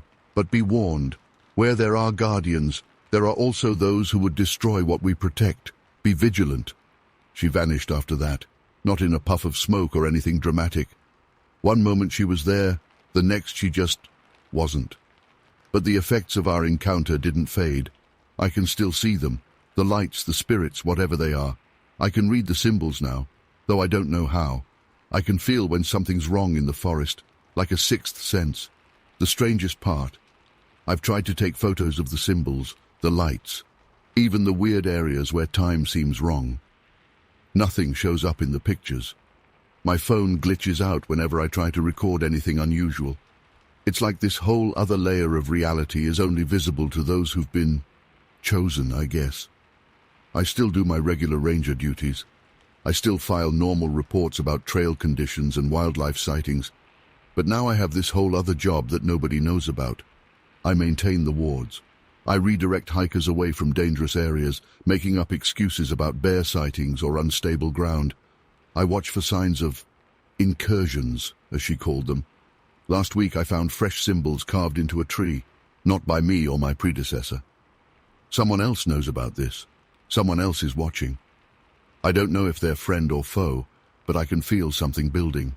The whispers in the woods are getting louder, the spirits are restless. Something's coming, and I don't know if I'm ready for it. I'm sharing this because I need to tell someone, and because I think there might be others out there like me, other guardians of other places. If you're reading this and it resonates with you, if you've seen things you can't explain in your local forests or parks, maybe you're one of us. Maybe you've been chosen too. But here's my warning. If you hike in Birchwood, if you visit the Whispering Woods, stay on the marked trails. If you hear whispers, don't try to follow them. If you see lights between the trees that look like fireflies but move with purpose, turn around. I'll do my best to protect you, but the forest has its own rules, and they're older than any of us can imagine. I have to go now. The symbols on my chest are burning. That happens when something needs my attention in the forest. Just be careful out there. Not all woods are just woods, and not all whispers are just the wind. Story 12. I've worked as a forest ranger at White Mountain National Forest near Maple Grove, New Hampshire, for almost 8 years now. But what happened during my night shift on October 12, 2015, still haunts me to this day. I can't explain it, and honestly, I'm not sure I want to. But I need to get this off my chest, even if no one believes me. That night started like any other fall evening patrol. The air was crisp, and the leaves were just past peak color, creating this carpet of red and orange on the ground. I'd done this route hundreds of times before, checking the camping areas, making sure no fires were left unattended, and generally keeping an eye on things. The moon was nearly full, which usually made my job easier, but somehow that night, the shadows seemed deeper than usual. Around 8:30 p.m., I noticed something odd. The usual nighttime forest sounds, the crickets, the occasional owl, the rustle of small animals, just stopped. At first I thought maybe a coyote or bear was nearby. That's usually what causes sudden silence. But this was different. The silence felt heavy, almost physical, like the air itself was holding its breath. I radioed back to base just to check in, mostly to hear another human voice if I'm being honest. The static that came back was weird, not our usual interference. It had this rhythmic quality to it, almost like breathing. I tried switching channels, but it was the same on all frequencies. That's when I first felt that something was seriously wrong. As I continued my patrol, I started noticing things that made my skin crawl. All the trees along Trail Marker 7 had these weird marks on them. Not like bear claw marks or vandalism, but perfect geometric patterns carved about 6 feet up. They looked old, but I swear they hadn't been there during my morning check. I've documented every inch of these trails, and I would have noticed something like that. The temperature dropped suddenly. I mean, it was October in New Hampshire. So cold wasn't unusual, but this was different. My phone showed it had gone from 48 degrees Fahrenheit to 27 degrees Fahrenheit in less than 10 minutes. The battery died immediately after, even though it had been at 92%. My flashlight started flickering too, which never happens. We use heavy-duty equipment designed for long nights in the wilderness. That's when I heard it. Have you ever heard a baby crying in the woods? It's terrifying enough when it's actually a fox. They make some horrible human-like sounds. But this was different. It sounded exactly like an infant, but with this undertone that made my teeth hurt. It seemed to come from everywhere and nowhere at once. I've dealt with mountain lions, bears, and all sorts of wildlife, but nothing had ever made me feel this kind of primal fear. Following protocol, I had to investigate. The sound could have been someone in trouble, and that's my job, helping people in danger. I started walking toward where I thought the sound was loudest, near the old Anderson Trail that we closed last spring due to erosion. The crying stopped as soon as I got closer, replaced by this low humming sound like power lines but deeper. About a quarter-mile down the closed trail, I found something that still makes me question my sanity. There was a perfect circle, about 20 feet in diameter, where all the fallen leaves had been arranged by color, creating this spiral pattern. Not scattered randomly, arranged. Each leaf placed deliberately, overlapping the next. In the center was a pile of small animal bones, bleached white like they'd been there for years, but arranged in that same geometric pattern I'd seen on the trees. But here's the thing. I had walked this exact trail just hours earlier, and there was nothing there but scattered leaves. The humming got louder, and I noticed my compass was spinning wildly. I've been an outdoors woman all my life, and I've never seen anything like it. The needle just kept spinning, faster and faster, until the glass cracked. Then I saw it. About 50 yards ahead, standing between 2 old oaks, was something. I don't want to call it a person because it wasn't. It was tall, maybe 7 or 8 feet, and seemed to be wearing some kind of dark cloak, but the edges were wrong. They moved like smoke but had weight to them. The worst part was where its face should have been. Just darkness, but somehow darker than the night around it. And I knew it was looking right at me. My training kicked in, and I started slowly backing away, keeping my eyes on it while reaching for my radio. The static was deafening now, with that same rhythmic quality, but faster, more urgent. The figure didn't move, but the shadows around it did. They seemed to reach out, stretching across the ground like fingers. That's when I noticed the smell. Like wet earth and something metallic, like old pennies. The air felt thick, making it hard to breathe. The temperature dropped even further. I could see my breath, and frost started forming on my jacket. My flashlight died completely, leaving only the moonlight filtering through the trees. The figure took a step forward. No, not a step. It glided, like it was floating just above the ground. The shadows moved with it, and I swear I could hear whispering coming from them, multiple voices speaking in words I couldn't understand, but somehow felt I should know. I broke every protocol we have and ran. I've never run so fast in my life. The thing about fear, real, pure fear, is that it bypasses all your training, all your experience. I could hear something moving through the woods parallel to me, keeping pace easily. The whispering got louder, and the shadows seemed to be reaching for me from between every tree I passed. I don't remember exactly how I made it back to my vehicle. Everything's a blur after a certain point. I just remember slamming the door shut and starting the engine. The radio came to life on its own, blasting that static breathing sound so loud it hurt.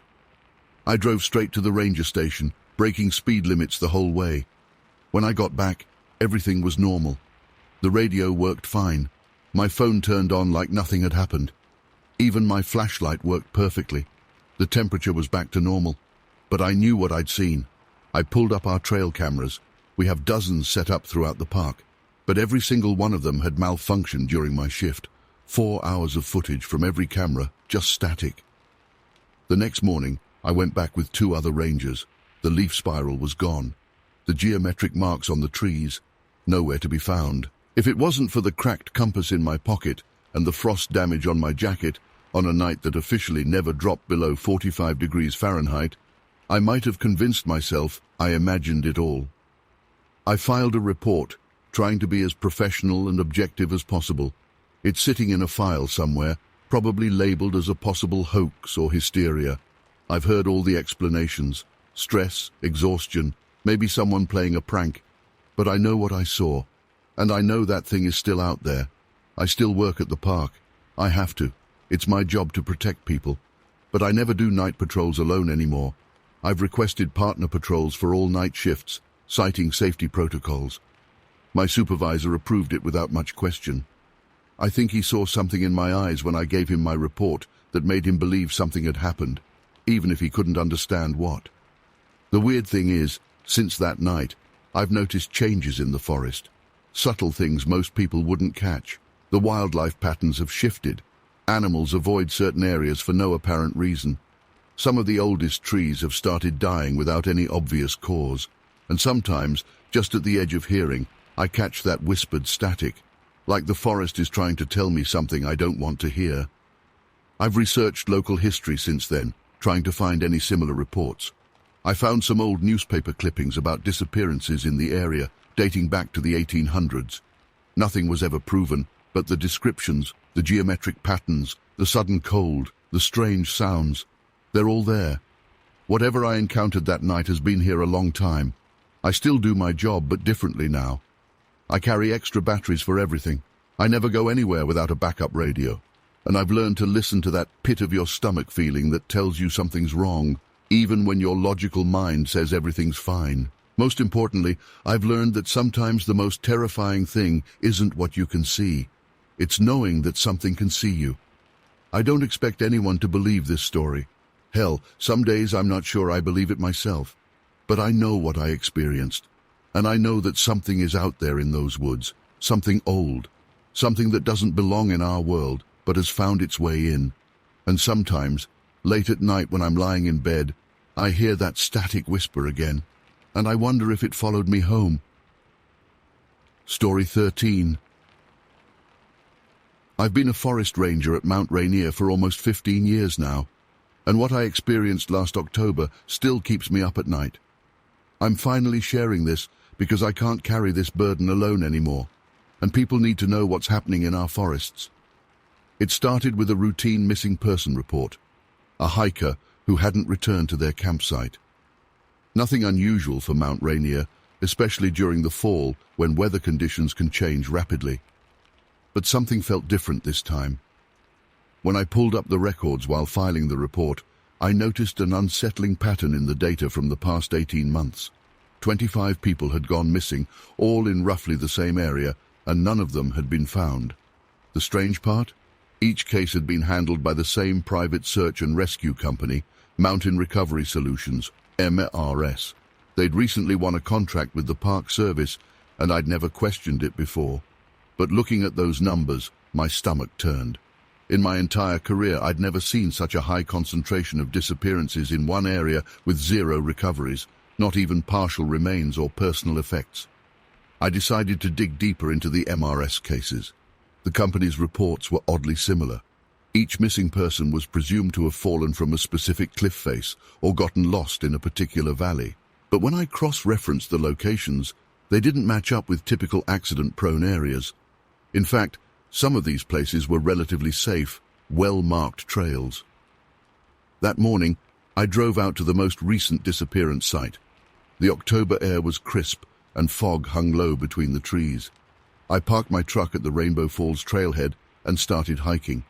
According to the MRS report, the missing hiker, Sarah Chen, 28, had last been seen near the waterfall overlook. As I approached the area, I noticed something odd. The official trail markers had been tampered with. Someone had deliberately redirected the path about 50 yards east of its original route. If you weren't familiar with the trail, you'd never notice. But I'd walked this path hundreds of times. I followed the altered trail. It led to a dense patch of forest I rarely patrolled. After about 15 minutes, I found fresh tire tracks, not from parked vehicles or regular 4x4S, but heavy-duty industrial tires. They shouldn't have been there. This area was strictly off-limits to vehicles. The tracks led to a small clearing, hidden from the main trail by thick undergrowth. What I found there made my blood run cold. A makeshift camp had been set up, but this wasn't your typical hiker's campsite. There was sophisticated radio equipment and monitoring devices partially covered by tarps. Everything had Mrs. Logos. While examining the equipment, I heard a vehicle approaching. I quickly hid behind a large fallen tree, my heart pounding. 2 men in MRS uniforms emerged from a heavy-duty truck. They were carrying what looked like scientific equipment and speaking in hushed tones. "Control wants another subject within 48 hours, one said. "The window is closing." "What about that family at the North Campground?" the other replied. "They're isolated enough." "Perfect. We'll redirect them tomorrow morning. Same protocol as always." I couldn't believe what I was hearing. These people were deliberately targeting hikers, but for what? I needed evidence. I waited until they left, then quickly photographed everything with my phone. The equipment, the camp layout, the tire tracks. I even found a logbook partially hidden under some gear, but it was encoded in some kind of cipher. Back at my truck, I called my supervisor, Robert Kane. I'd known him for years and trusted him completely, but his response shocked me. "Leave it alone, Jim," he said firmly. "That's a direct order." "But Bob, people are disappearing." I said, "Leave it. Those cases are classified. If you pursue this, I can't protect you." That's when it hit me. This went higher than Mrs. the Park Service itself was involved. But why? What could possibly justify covering up 25 disappearances? I spent the rest of that day compiling evidence, copying files, and downloading satellite images of the area. Around sunset, I was about to head home when my radio crackled. It was an automated distress signal from the same area where I'd found the camp. Against my better judgment, I responded. As I drove back, the fog had gotten thicker. My headlights barely penetrated the gloom. The radio suddenly came alive with static, then a clear voice. "Ranger approaching checkpoint Alpha. Proceed with containment." I slammed on the brakes and killed the lights. That transmission wasn't on any official park frequency. Through my windshield, I saw beams of light moving through the trees ahead. At least 6 people with flashlights were converging on my position. I reversed as quietly as possible, then took a maintenance road I knew would loop around to the highway. As I drove home that night, I saw 3 MRS vehicles pass me, heading toward the park. I've never felt such pure primal fear as I did in that moment. The next day, I called in sick. I spent hours trying to decide what to do. Going to the local police wasn't an option.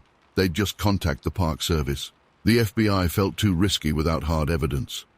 Around noon, I got a text from an unknown number. "Drop it. Final warning."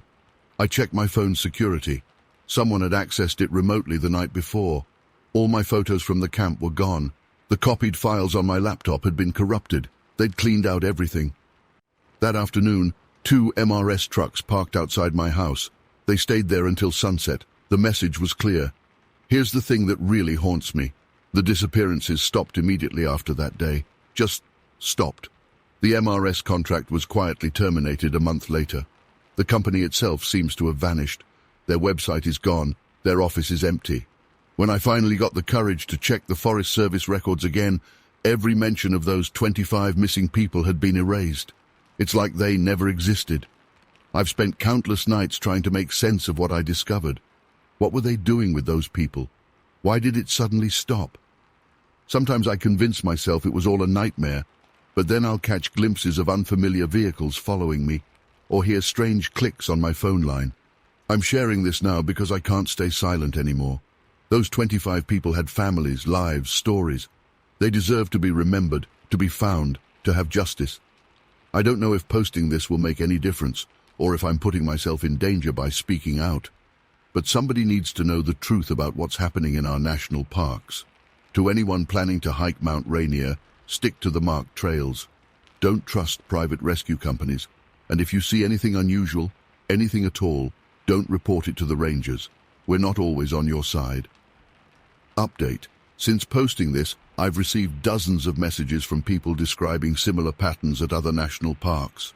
Same company name, same window of time, same complete erasure of records. This is bigger than I thought. I'm compiling everything I receive. If anything happens to me, at least there will be a record. And to the families of the missing, I'm sorry. I'm so sorry I didn't figure it out sooner. I'm sorry I couldn't stop it. But I promise you, I won't stop looking for answers. Story 14. It was early October 2018, and my boyfriend Matt and I had planned a camping trip near Riverbank. We'd been dating for about 2 years, and camping was our thing. We both grew up in Wisconsin, so the outdoors was in our blood. This was supposed to be our last camping trip of the season before it got too cold. We'd found this spot online. It was a bit off the beaten path, about 30 minutes from the main campgrounds. The reviews mentioned how peaceful and secluded it was. That's exactly what we wanted. Just us, our tent, and nature. God, I wish we'd just gone to the regular campground like normal people. We arrived around 2 p.m. on Friday. The drive there was beautiful, all those fall colors, you know. The trees were showing off their best reds and oranges. The weather was perfect too, crisp but not cold, with that autumn smell in the air. We found the small dirt road that led to our camping spot easily enough. It was about a mile off the main road, ending in a clearing surrounded by dense forest. As we were setting up our tent, I heard whimpering coming from the trees. At first I thought it was just the wind. It had picked up a bit since we arrived. But then I heard it again, clearer this time. Matt heard it too. We followed the sound and found 2 puppies huddled together under a fallen tree, maybe 50 yards from our campsite. They were so young, couldn't have been more than a few months old. One was black with white paws, the other brown with patches. They were terrified, shaking, and obviously abandoned. Who would do that? Just leave 2 puppies out here to die? We couldn't just leave them there. We brought them back to our campsite. They were hungry, so we shared some of our snacks with them. Matt filled a bowl with water, and they drank like they hadn't had anything for days. We decided we'd take them to the nearest shelter once we packed up on Sunday. The brown one started warming up to us pretty quickly, but the black one kept staring into the woods like it was watching something. That's when things started feeling wrong. The temperature dropped suddenly, like really suddenly. In Wisconsin, sure, the weather can change fast, but this was different. It felt like walking into a freezer. The air got heavy, if that makes sense, like when a thunderstorm is coming, but worse. The puppies noticed it too. They both stopped eating and started growling at the trees. I've never heard puppies make sounds like that. It was deep, almost adult dog-like, but there was something else in it. Fear, maybe. The black one's fur stood straight up. Matt tried to lighten the mood. Maybe they see a squirrel, he said, but his voice was tense. He felt it too, that feeling of being watched. You know that sensation when you're alone in a room but suddenly you're sure someone's behind you. It was like that, but from every direction at once. The sun was still up, but the woods had gotten darker somehow. The trees looked wrong, like they were too close together, even though I knew they weren't. The shadows between them seemed deeper, more solid, and the birds, I only noticed it then, had gone completely silent. I suggested we pack up and leave, but Matt pointed out it would take at least 30 minutes to break camp, and it was getting dark fast. We decided to wait it out in the tent. That's when we heard it, footsteps in the leaves, circling our campsite. Not animal footsteps, human ones, slow, deliberate. But when we looked, there was nobody there. The puppies were going crazy now, barking and growling at things we couldn't see. The brown one suddenly yelped and jumped back like something had scared it. But there was nothing there, just empty air. Then it started acting strange, its head twitching, movements becoming jerky. The black one backed away from its sibling, whimpering. Matt grabbed his phone to call for help, but there was no signal. Of course there wasn't. I checked mine too, same thing. We were stuck there, and whatever was in those woods was getting closer. You could feel it, like the air was getting thicker, heavier with each passing minute. The brown puppy's behavior got worse. Its movements became more erratic, almost mechanical. Then it turned to look at us, and I'll never forget what I saw. Its eyes were completely wrong, They weren't dog eyes anymore. They were empty, black, like looking into holes in reality. And it was smiling. I know how crazy that sounds, but I swear to God, that puppy was smiling with teeth that looked too sharp, too human. Matt saw it too. He grabbed my arm and pulled me toward the tent. The brown puppy, or whatever it was now, started walking toward us, not like a normal puppy. Its movements were all wrong, like someone wearing a puppy suit, trying to figure out how dogs move. The black puppy was cowering behind our cooler, shaking violently. We zipped ourselves in the tent, which I know sounds stupid now, like a thin piece of fabric would protect us from whatever was out there. Matt held me close, and we could hear that thing outside circling the tent, making these sounds that started like puppy whimpers but turned into something else, something that sounded almost like words, but in a language that hurt my ears. Then the footsteps came back, the human ones. More than one person now, walking around our tent. We could see shadows through the fabric, tall, human-shaped shadows, but somehow wrong. Too tall, too thin in places, moving in ways that people shouldn't be able to move. The black puppy started barking frantically, and then we heard a struggle, a yelp, and silence. The possessed puppy made this horrible sound, like laughter but distorted, broken. Then something hit our tent, not hard, but deliberately, like someone flicking it with their finger. Then again, and again, all around us, like we were surrounded. Matt whispered that we should make a run for the car. It was maybe 40 yards away. We had the keys. We could make it. But I was frozen. Every survival instinct in my body was screaming that if we went out there, we'd see something we couldn't unsee, something that would break us. That's when we heard a voice, a human voice, right outside our tent. "Come out," it said. But it wasn't one voice. It was like multiple voices layered on top of each other, some high, some low, some not even human. "Come out and play." The possessed puppy started making those awful laughing sounds again, closer to the tent now. We could see its shadow, distorted and wrong, getting bigger somehow. The other shadows were closing in too, and the temperature kept dropping until I could see our breath in the beam of our lantern. Then everything went silent. Complete, absolute silence. No wind, no leaves, no footsteps. Nothing. For maybe 30 seconds we sat there in that suffocating quiet, hardly daring to breathe. Then we heard a new sound. Singing. Far off in the woods, someone was singing a lullaby. It sounded like a woman's voice, sweet and gentle, but something about it made my skin crawl. The singing got closer and closer, and then it was right outside our tent. I squeezed Matt's hand so hard I might have broken something. The shadow we could see through the tent fabric was huge now, stretching up and up, impossibly tall. That's when our lantern died. Just went out, no flickering, no warning. The darkness that followed was complete, solid. We couldn't even see the moonlight through the tent fabric anymore. It was like being buried alive in black cotton. The singing stopped. Everything stopped. Then something touched the top of our tent. Not from the outside, from the inside. Something was in there with us. I felt cold breath on my neck. What happened next is still a blur.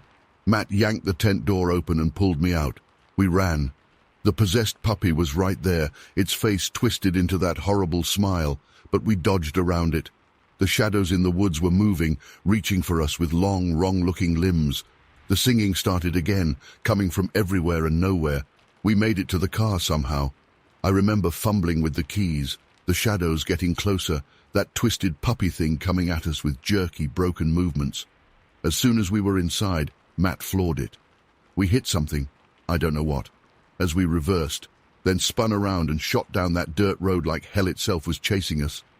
In the rearview mirror, I saw them. Shapes in the darkness, too tall, too thin, moving too fast. And at the front, that little brown puppy, still smiling that impossible smile. Then we turned onto the main road, and they were gone. Just gone. Like someone had flipped a switch. We drove straight home, didn't stop for anything, didn't talk. What could we say? When we finally got back to my apartment, the sun was coming up. We looked at each other, and I knew we'd never be camping again. The next day, we called the police and the local animal control, told them about the abandoned puppies, left out all the other stuff. They searched the area, but found nothing. No puppies, no evidence anyone had been camping there. They said there weren't even any proper camping spots in that area. Sometimes I think about that black puppy, about what happened to it in those final moments. Sometimes I dream about it. In my dreams, it's still out there in those woods, but it's not a puppy anymore. It's something else, something wrong, and it's waiting. Matt and I broke up a few months later. We never really talked about what happened, but that night changed us both. How could it not? I still live in Wisconsin, but I don't go into the woods anymore. I can't. Even seeing trees too close together makes me feel sick. I know how this all sounds. Trust me, I know. If someone told me this story a few years ago, I'd think they were making it up or had a bad mushroom trip or something. But it happened. Every horrible second of it happened. And sometimes, on cold nights when the wind hits my window just right, I swear I can hear that singing again, calling me back to those woods. That's it. That's what happened that weekend in Riverbank. I don't expect anyone to believe me. Hell, sometimes I wish I didn't believe it myself. But I know what I saw, what I felt, what I heard. And I know that something is out there in those woods, something that can take innocent things like puppies and turn them into something else, something wrong. And sometimes, when I'm lying in bed at night, I wonder, did we really get away? Or did something follow us home? Because ever since that night, I've had this feeling, this terrible gnawing feeling, that maybe, just maybe, we brought something back with us, something that's been waiting, watching, biding its time, something that's still wearing that twisted, impossible smile. Story 15. We'd been planning this trip for months. Sarah and I are both avid hikers from Cedarville, Idaho, and we'd saved up for what was supposed to be our dream vacation. 2 weeks hiking through the Carpathian Mountains. We'd done all our research, gotten the necessary permits, bought new gear. Everything was perfect on paper. The first few days were exactly what we'd hoped for.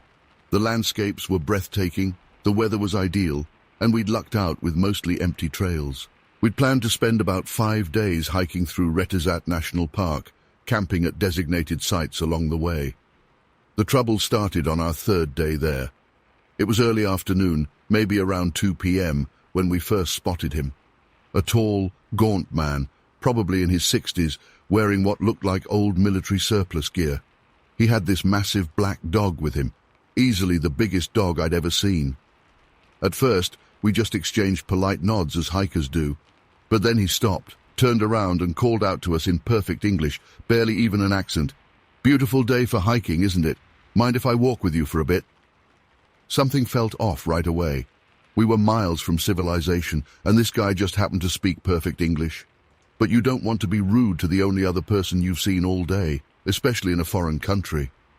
So we said sure, and he fell into step beside us. He introduced himself as Adrian and his dog as the killer, which he said with this weird little laugh, like it was some inside joke. When Sarah asked about the name, he just smiled and said, "Oh, he's earned it." The way he said it made my skin crawl.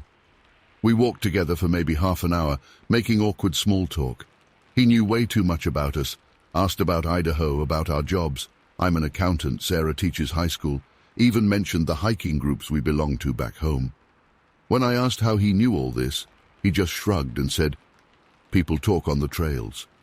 But we hadn't seen another hiker in 2 days. The dog never made a sound, not a single bark, whimper, or growl.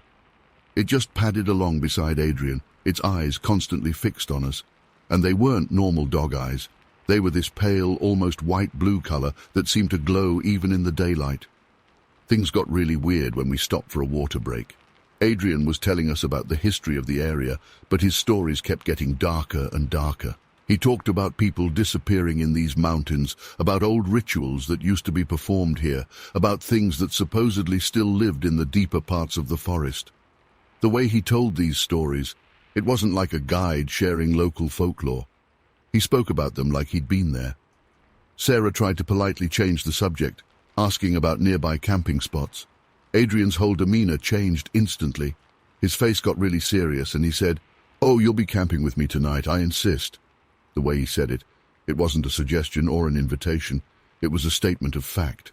I started to say we already had plans, but the words caught in my throat, literally caught. I opened my mouth and nothing came out. Sarah tried to speak too, and the same thing happened to her. Adrian just smiled and said, "See, we're all in agreement." That's when I noticed other hikers appearing on the trail. They seemed to come from nowhere. One minute we were alone, the next there were maybe 8 or 9 people around us. But something was wrong with them. They moved stiffly, like puppets, and their eyes were the same pale blue-white as the killer's. Adrian snapped his fingers, and these people began unpacking camping gear, setting up a site right there. None of them spoke. None of them even looked at each other. They just moved with this horrible mechanical precision, like robots programmed to perform specific tasks. Sarah grabbed my hand. Her palm was ice-cold and shaking. I tried to turn around to run, but my legs wouldn't move. It was like they weren't mine anymore. I could feel something in my head, like cold fingers pressing against my brain, and I just knew, it was him doing it. "Don't fight it," Adrian said softly. "It only hurts if you fight it." The killer padded over to us, those awful eyes fixed on our faces, and sat down. Adrian reached down to pat its head and said, "You know, he's called the killer because he can smell death. He knows exactly when someone is going to die, and right now—" He paused, tilting his head like he was listening to something we couldn't hear. "Right now he's very interested in both of you." I've never felt terror like that moment.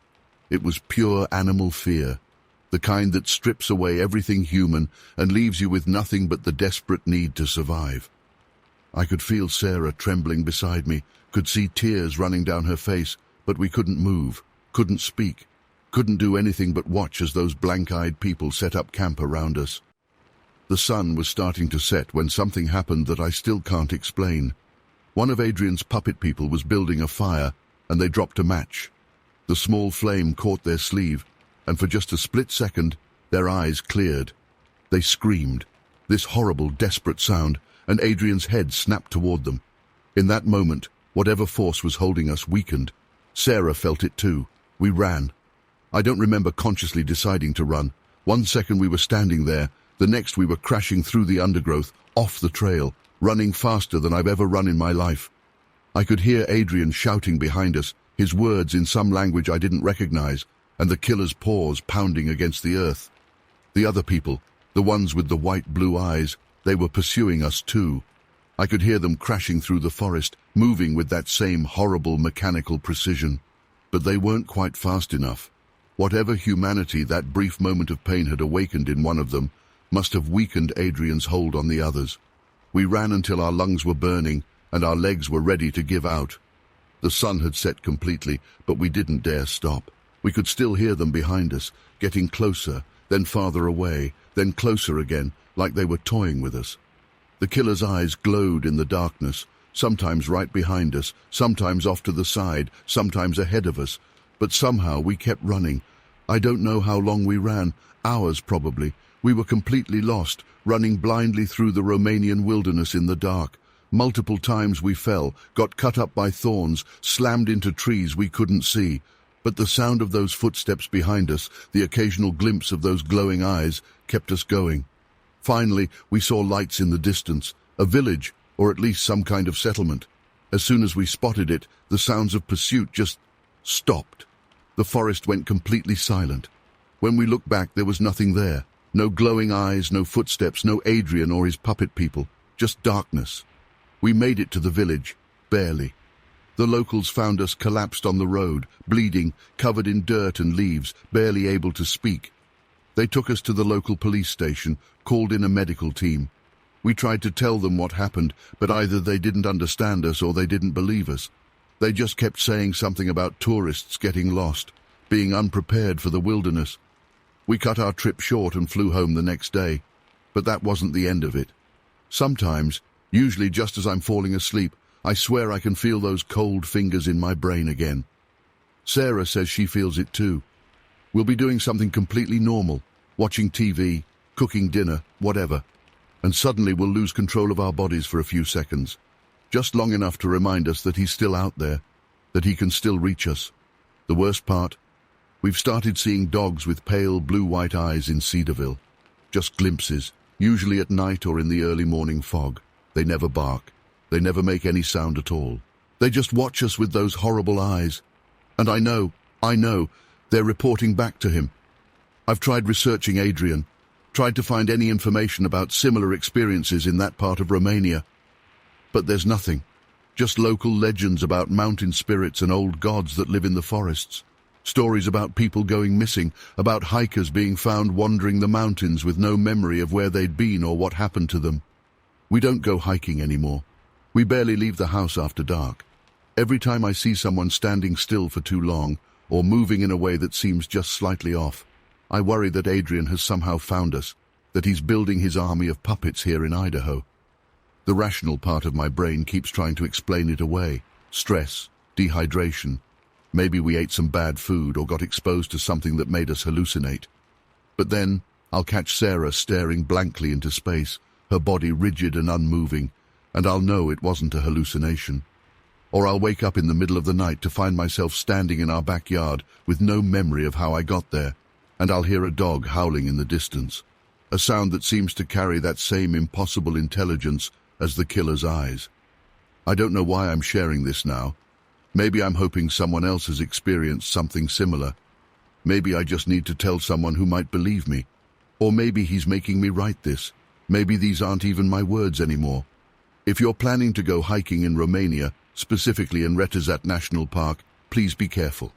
If you meet a tall man with an unusually large black dog, don't talk to him, don't even look at him, just run. Run as fast and as far as you can, and pray that the killer doesn't catch your scent, because if it does, Adrian will find you. And once he finds you, you're never really free again. A part of you will always belong to him, will always be waiting for those cold fingers to reach into your mind and take control. Like they're doing right now, as I type these last few words, as I feel my hands moving against my will, as I watch the cursor blink on my screen and wonder if these final thoughts are even my own anymore. Story 16. I've been debating whether to share this for months now, but I need to get this off my chest. I still get chills thinking about what happened to my family last summer, and honestly, I'm still looking over my shoulder. This all went down during what was supposed to be a fun RV trip through Oregon with my wife Sarah and our kids, Emma, 14, and Ben, 11. Let me start by saying I'm not normally the type to believe in supernatural stuff. I'm an accountant, for crying out loud. I deal with numbers and concrete facts all day. But what happened at that rest stop outside Pinewood changed everything I thought I knew about reality. It was around 2 p.m. on a hot July afternoon when we pulled into the rest area. We'd been driving for about 4 hours, and the kids were getting restless. You know how it goes with family road trips. Someone always needs a bathroom break or snacks. The rest stop was pretty standard. Some picnic tables, vending machines, restrooms. Nothing out of the ordinary. That's when we met Alex. He was sitting alone at one of the picnic tables, wearing a plain grey t-shirt and jeans.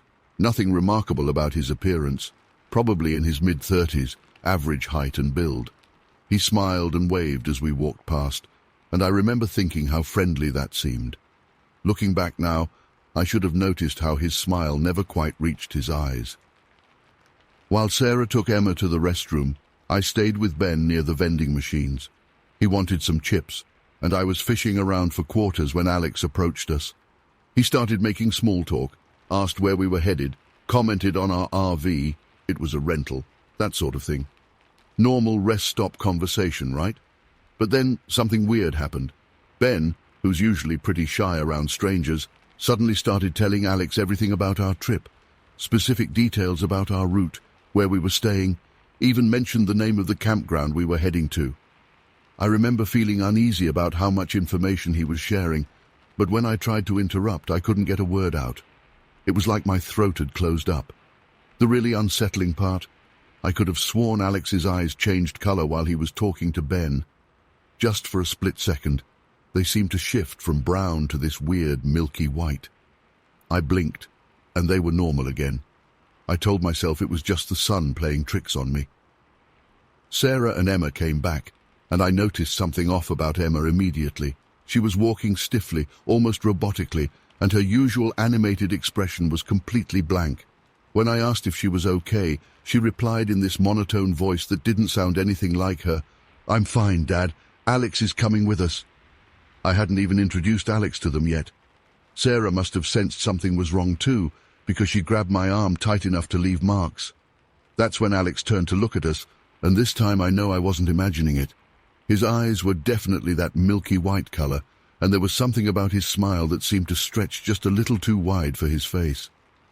"You don't mind if I join you folks for a bit, do you?" he asked. But it wasn't really a question. My mouth opened to say no, but what came out was, "Sure, we've got room." I didn't say that. I know I didn't say that, but I heard my voice saying it. What happened next is still kind of a blur. We all walked back to the RV like we were in a trance. I could feel myself moving, but it was like I was watching from outside my body. Alex was chatting casually about the weather, about the nice scenery in Oregon, but his voice had this weird echo to it, like he was talking from the bottom of a well. We were almost to the RV when a truck driver walked past us, heading for the restrooms. The moment he came between us and Alex, it was like a spell broke. Sarah screamed, grabbed both kids and ran for the RV. I don't know how, but I managed to snap out of it too and sprinted after them. Looking back, I saw Alex just standing there, that impossibly wide smile still on his face. As I slammed the RV door shut and turned the key in the ignition, he raised his hand in a friendly wave. In the rearview mirror, I could see him talking to the truck driver who'd walked past us. I've never driven so fast in my life. Sarah was in the back, holding the kids who were both crying now. Emma had no memory of what she'd said about Alex coming with us. Ben couldn't remember telling him about our travel plans. We drove for 6 straight hours, not stopping until we'd crossed the state line. We thought that was the end of it. We were wrong. The next morning, Sarah's phone had dozens of text messages from unknown numbers. They were all variations of the same thing. "Thanks for the ride." Each one was sent from a different area code, from all over the country. When she tried to block the numbers, new messages would come from different ones. Then it got worse. We started getting emails from random addresses, all with the same subject line, "See you soon." The emails contained details about our daily routines, what time I left for work, which route Sarah took to drive the kids to school, where Emma's soccer practice was held. Some included photos of our house taken from different angles, always with that grey-shirted figure just barely visible in the background.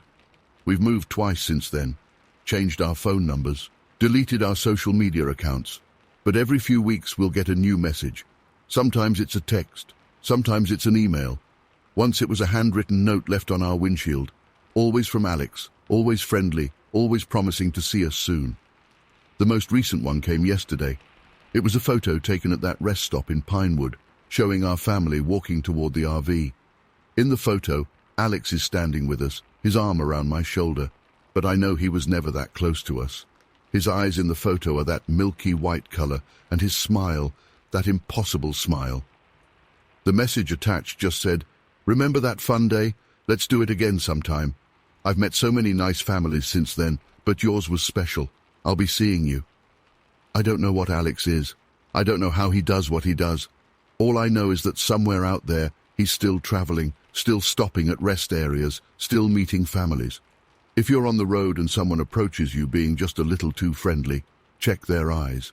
And whatever you do, don't invite them to join you. I know how this sounds.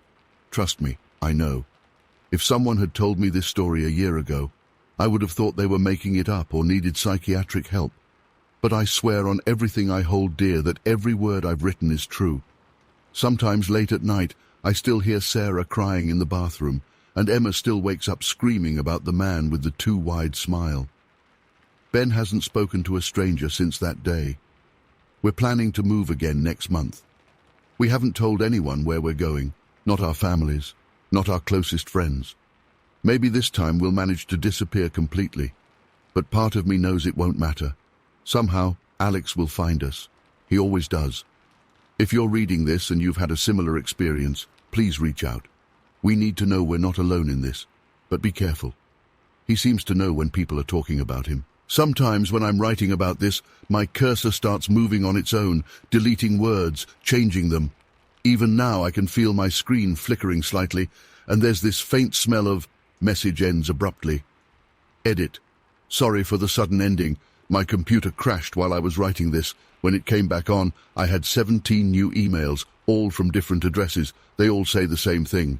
Nice story, very accurate, can't wait to catch up. Story 17. I've been working as a ranger at Blue Pine National Park in Maine for over 15 years now, and what I experienced last summer still keeps me up at night. I need to share this because I can't keep it to myself anymore, and people need to know what's happening out there. It started in early June 2022. I was doing my usual morning patrol, checking the eastern trails near Sawyer Creek. Something felt off that morning. You know that feeling when the forest just doesn't sound right?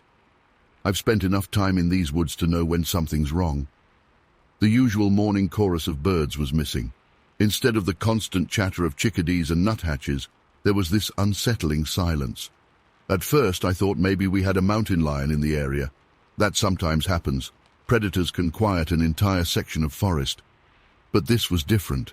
The silence felt heavier somehow. As I walked my route, I noticed there weren't even any squirrels around, and they're usually everywhere in that part of the park. I radioed back to base to check if any other rangers had reported anything unusual. Sarah, who works dispatch, said she hadn't heard anything, but mentioned that Rob, another ranger who works the north section, had found some dead raccoons the day before. That wasn't too unusual on its own. We find dead animals all the time. But something about it nagged at me. I decided to check out where Rob found those raccoons. It was about 2 miles north of my position, near the park boundary where that new research facility was built last year. I never liked that place. They said it was for agricultural research, but they put up way too much security for a place that's supposed to be studying crops. When I got to the spot, I immediately noticed something weird. There were no scavengers. Normally, when there's a dead animal, you'll see turkey vultures, crows, maybe even coyotes coming to feed. But these raccoons, there were 3 of them, were completely untouched. They looked like they'd just dropped dead while walking. No signs of injury, no blood, nothing. Their eyes were wide open, and there was this weird foam around their mouths. I took some photos and collected samples. It's standard procedure when we find anything suspicious. But when I got closer, I noticed this strange chemical smell. It wasn't strong, but it reminded me of the time I accidentally walked through a freshly sprayed field during my college summer job at a farm. That's when I remembered the stream that runs past the research facility and through this area. I followed it upstream, and about half a mile up, I found something that made my stomach turn. The water had this slight greenish tint, and there were more dead animals, 2 squirrels and a rabbit, all with the same foam around their mouths. I took water samples and marked the GPS coordinates. Something was clearly wrong, but I had no idea how deep this went. I filed my report that afternoon, including all the photos and samples. My supervisor, Mike, seemed concerned, but told me to keep quiet about it until we got the lab results back. The next few days were like watching a horror movie in slow motion. I kept finding more dead animals, mostly small ones at first, but then we found a dead deer in the same area, same symptoms, foam around the mouth, no external injuries. The really disturbing part was how the living animals were acting. I spotted a group of deer one morning that made my blood run cold. They were standing completely still, all facing the same direction, like they were in some kind of trance. When I got closer, one of them turned to look at me, and I swear its eyes looked wrong. The pupils were huge, even in the morning light. Then there were the birds. We started getting calls about aggressive behavior. A family reported being attacked by a blue jay while hiking, not just swooping, but full-on attacking, drawing blood. That's not normal blue jay behavior, not even during nesting season. About a week after I first noticed something was wrong, I was doing my evening patrol when I saw lights coming from the research facility. It was almost midnight, and I noticed several trucks leaving the compound. They were unmarked, but they looked like hazmat transport vehicles. I tried to get closer to see what was going on, but their security spotted me and practically ran me off. They claimed I was trespassing, even though I was still in park territory. The next morning, I found something that still haunts me. A whole section of the forest, maybe about an acre, was just dead. Every plant, every tree, their leaves had turned brown overnight. There were dead birds scattered on the ground, and the air had that same chemical smell, stronger this time. I called Mike immediately, but he sounded different, nervous. He told me to stay away from that area and that people were handling it. When I pressed him about who these people were, he hung up. That's when I knew something was seriously wrong. I spent that afternoon documenting everything I could. I took hundreds of photos, collected samples, wrote detailed notes. I couldn't shake the feeling that someone would try to cover this up. That night, someone broke into my office at the ranger station. They took my camera, my laptop, and all the samples I'd collected. The only reason they didn't get everything is because I'd already uploaded some photos to my personal cloud storage and kept copies of my notes at home. The next day, things got even stranger. The research facility was suddenly closed for renovation. They put up new fences and more security. Mike called me into his office and told me I was being transferred to another park, effective immediately. When I refused, he showed me a stack of complaints about my erratic behavior and harassment of private property owners. It was all fabricated, but it was clear what was happening. I tried going to the local paper, but no one would touch the story. I reached out to the EPA, but they said they'd already investigated the facility and found no violations. But I know what I saw. The images are burned into my brain. Those dead animals, the contaminated water, the strange behavior of the wildlife. The most terrifying part? The week after I was forced to leave, they closed that entire section of the park for trail maintenance. It's been over a year now, and it's still closed. The research facility is still there, still operating behind those fences. Sometimes I drive by at night and I see those trucks coming and going. I've heard rumors about other parks, other facilities. Strange animal behavior, unexplained deaths, sections of forest dying overnight. But nobody's connecting the dots. Or maybe they are, and they're being silenced, just like I was. I still have the photos and my notes. I've made copies and stored them in different places. If anything happens to me, at least there will be evidence of what I saw.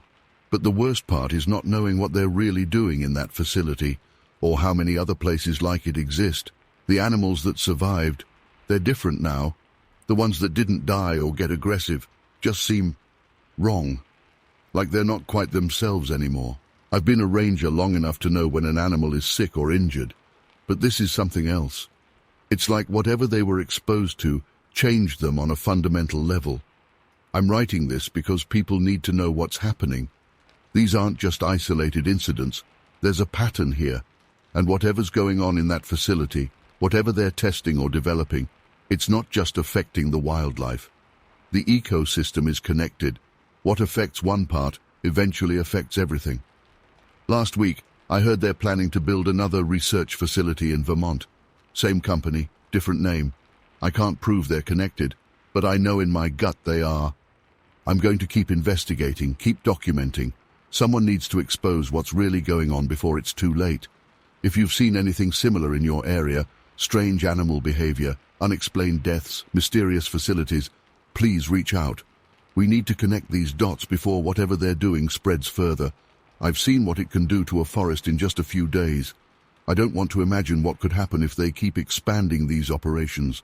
I still work as a ranger, just at a different park now. Every day I go to work wondering if I'll start seeing the same signs here. The strange silence, the dead animals, the chemical smell in the air. Sometimes I wake up in the middle of the night, remembering those deer with their wrong eyes, standing motionless in the morning fog. Whatever's happening, it's bigger than just one park in Maine, and it's not stopping. Story 18. I've been a ranger here for almost 7 years now. The park has always been my sanctuary. I know every trail, every lookout point, and most of the regular hikers by name. But last July, everything changed. It started with something that seemed so insignificant at the time, weird markings on the trees. During my regular morning patrol on July 12th, I noticed these strange symbols carved into the bark of several old Douglas firs. At first, I was just pissed off. Vandalism in our park isn't common, but when it happens, it's usually just teenagers carving their initials. These were different, though. They looked like some kind of runic symbols, meticulously carved and arranged in specific patterns. What really got me was how they seemed to form a trail, leading deeper into the more remote areas of the park. I took photos and reported it to my supervisor, but honestly, I couldn't stop thinking about those markings. After my shift ended, I decided to do some research. That's when I found the first red flag. Similar symbols had been reported in other parks across the Pacific Northwest, often in areas where there had been suspicious activities. The next morning, I went back to document more of the markings. Following them led me to a clearing I'd never paid much attention to before. It was about 3 miles from the main trail, in an area we rarely patrolled because it was mostly dense underbrush. What I found there made my blood run cold. The ground had been cleared in a perfect circle, about 30 feet in diameter. Around the edges were more of those symbols, but carved into rocks this time. In the center was a makeshift altar, just a flat stone really, but the things arranged on it. God, I still get uncomfortable thinking about it. There were photographs of local people, like surveillance photos, along with what looked like financial documents and ledgers. Some of the photos were of people I recognized: the mayor's wife, the head of the Chamber of Commerce, even one of our park board members. Everything was arranged in this bizarre pattern, with those same symbols drawn around them in what looked like red ink. I started taking pictures with my phone, trying to document everything without touching it. That's when I heard the snap of a branch behind me. I spun around, but there was nothing there, just the dense forest and the morning fog that hangs around the valley. But I knew someone had been watching me. You spend enough time in the woods, you develop a sixth sense for these things. I grabbed what documents I could and got out of there fast. The next few days were a blur of paranoia and investigation. I started digging into some of the names I'd seen in those documents. Everything led back to this local environmental conservation group called Valley Heritage Foundation. On paper, they were all about protecting the forest, but the documents I'd found told a different story: massive money transfers, offshore accounts, fake charitable donations. The symbols? They were using these fake rituals as a cover for their meetings, making anyone who stumbled upon them think it was just some weird cult stuff rather than what it really was, a sophisticated money laundering operation. I started getting the warnings about a week after my discovery. First, it was just hang-up calls at my ranger station. Then, dead animals started appearing on my front porch, not killed by other animals but carefully arranged with those same symbols drawn around them. I installed security cameras, but they kept getting disabled or showing nothing but static during the times these deliveries were made. The worst part? Every time I tried to report it, something would go wrong. The evidence would disappear from my phone. The documents I'd collected would vanish from my locked filing cabinet. Even the photos I'd backed up to my cloud storage somehow got corrupted. It was like they had eyes everywhere. The fires started on July 23rd. First, it was just a small one near the clearing, suspicious but containable. Then 3 more broke out in different parts of the park, all in areas where I documented those symbols.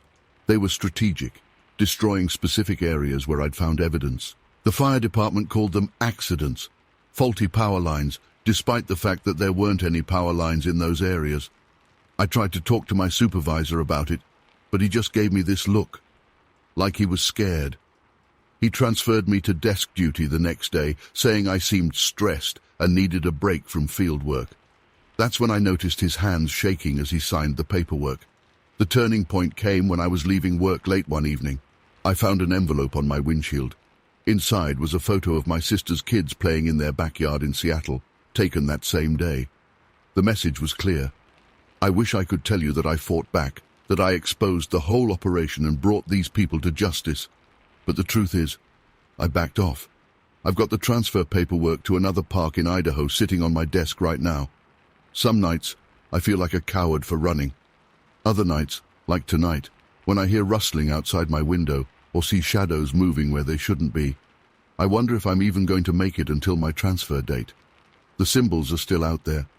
Sometimes when I'm driving the park roads at dusk, I catch glimpses of people in dark clothes disappearing into the trees. The Valley Heritage Foundation is still operating, still hosting their fancy fundraising galas where the richest people in town write big checks with clean consciences. Last week, I found another envelope on my windshield.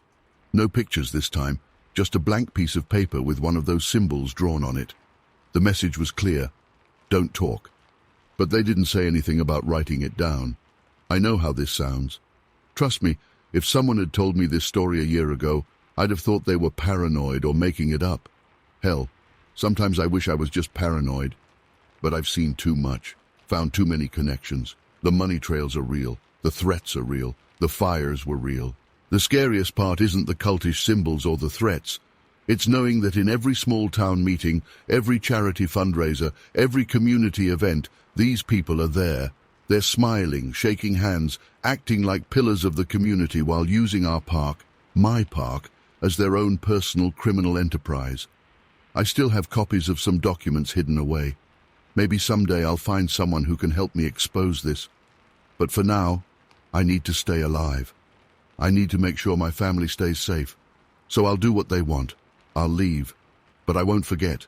And I won't stop looking over my shoulder. If you're ever hiking in Shadow Valley and you see those symbols, just keep walking. Some mysteries aren't worth solving. Some truths come with too high a price. Take it from someone who learned that the hard way. I don't expect anyone to believe this story.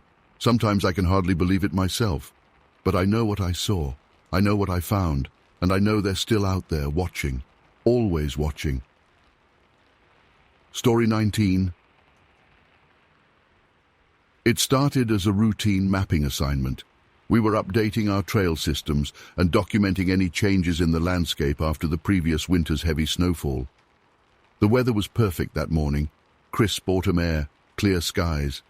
I remember checking my GPS unit and noting how the morning frost was just starting to melt off the pine needles. I was about 4 hours into my hike when I noticed something odd. There was a game trail that wasn't on any of our maps, and it seemed unusually wide for animal traffic. Following my gut instinct and years of experience, I decided to investigate. The trail led me through a dense patch of lodgepole pines, and that's when I saw it. An old cabin, maybe 20 by 15 feet. Weathered grey wood with a partially collapsed roof. What really caught my attention was that while the cabin looked abandoned from the outside, there were fresh boot prints in the mud around it. My first thought was squatters, which we occasionally deal with in the park. I radioed my location to base as per protocol and approached the cabin. The door was ajar, hanging slightly off its hinges. The weird thing was, there was a fairly new padlock on the door, completely out of place on such a decrepit structure. It had been cut clean through with what must have been bolt cutters. The hair on the back of my neck stood up. Someone had broken in recently, and I mean very recently. There was no rust on the cut metal.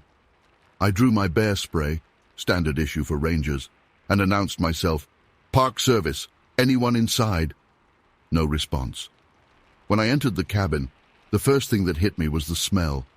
Musty, but with an underlying chemical odor I couldn't quite place. The interior was a single room with old furniture covered in tarps, but what made my blood run cold was the wall of surveillance equipment on the far side. I'm talking about professional-grade monitors, satellite uplinks, and what looked like military-spec radio equipment. All of it was powered down, but it was clearly modern and expensive. Next to all this tech was a metal filing cabinet. The top drawer was partially open, and I could see manila folders stuffed with papers. My hands were shaking as I pulled out the first folder. Inside were photographs, hundreds of them, of endangered species in our park. Grizzlies, wolves, mountain lions. But these weren't your typical wildlife photos. They were systematic, like surveillance photos, with dates, times, and GPS coordinates marked on each one. Then I found the ledgers, 3 thick notebooks filled with handwritten notes in different languages. I recognized some Spanish and what looked like Russian. The entries were coded, but some things were clear enough. Prices, dates, coordinates. What made me feel sick was seeing the words pelts, organs, and specimens repeated throughout. I started taking photos of everything with my phone. My hands were trembling so bad I had to steady them against the table. That's when I heard it. A branch snapping outside. I froze. Through the grimy window I saw movement in the trees. I quickly but quietly moved to the door, staying low. Another snap, closer this time. I peeked out and saw 2 men in camo gear about 50 yards out, moving through the trees. They were carrying rifles, not hunting rifles, but shorter, tactical-looking weapons that are definitely not legal for hunting. My heart was pounding so hard I was sure they could hear it. I had to get out of there, but I knew if I ran they'd hear me. I decided to do something that went against all my training. I hid inside the cabin, squeezing into a small storage closet that still had its door. Through the thin walls, I heard them enter the cabin. They were speaking in hushed tones, in what sounded like Russian. I could make out the heavy thud of their boots on the wooden floor. One of them said something that made the other laugh, a cold, harsh sound that made my skin crawl. They moved around the cabin, and I heard them checking the equipment. One of them swore in English. "Someone's been here." My heart nearly stopped. They must have seen my footprints in the dust. I was trying to control my breathing, pressing my hand over my mouth. My radio chose that exact moment to crackle with static, bass doing a routine check-in. The sound might as well have been a gunshot in that quiet cabin. Everything happened very fast after that. I burst out of the closet, spraying my bear spray widely behind me as I ran. I heard shouting, and then a sharp crack that I later realized was a gunshot. Something hot grazed my arm as I dove through the doorway. I ran faster than I've ever run in my life. I knew these woods better than them, and I used every bit of that knowledge. I crossed a stream to break my trail, doubled back along a ridge, and finally made it to one of our emergency ranger stations about 2 miles away. I immediately called in everything to my supervisor and the local authorities. When the police and FBI arrived a few hours later, the cabin was empty. All the equipment was gone, the files were gone, everything. They found shell casings that proved I hadn't imagined the gunshot, and there were boot prints from multiple people, but that was it. The investigation is still ongoing, but they haven't found much. The FBI told me they've linked similar operations in other national parks across the country. Professional poaching rings targeting endangered species for black market buyers. They think this was just one outpost in a much larger network. I still work at Crystal Lake, but things are different now. I carry a satellite phone and a personal locator beacon. We've increased patrols and installed our own camera systems. Sometimes when I'm out on patrol, I'll find strange tracks or signs that someone's been camping illegally, and my blood runs cold. The thing that really haunts me isn't the gunshot or the chase. It's those ledgers. The cold, systematic way they documented everything. These weren't just ordinary poachers. This was organized crime targeting our wildlife. And sometimes when I'm deep in the park and the radio goes quiet, I can't shake the feeling that they're still out there, watching and waiting. The scratch on my arm healed, leaving a small scar. Sometimes I touch it to remind myself that it really happened. I've gone over that day 1,000 times in my head, wondering if I should have done things differently. But one thing I know for sure, there are darker things in these woods than bears and mountain lions. And sometimes the real monsters are the ones carrying the guns. I still check the news regularly for any reports of poaching rings being busted, hoping they've caught these guys. So far, nothing. But I know what I saw, and I know they're out there somewhere. I just hope that by sharing this, I can make more people aware that this kind of thing is happening in our parks. These aren't just random poachers. This is organized crime on a scale most people don't realize exists in our wilderness areas. Base has been picking up strange radio frequencies lately, and last week we found another illegal trail camera hidden in a tree.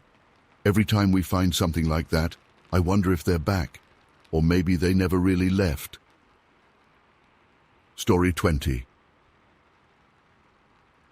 It was mid-July 2023, and we were working on replanting areas damaged by the wildfires from 2 seasons ago.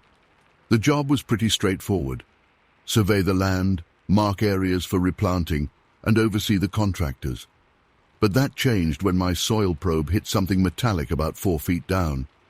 At first I thought it was just some old camping debris, or maybe a piece of mining equipment. We get that sometimes in these parts.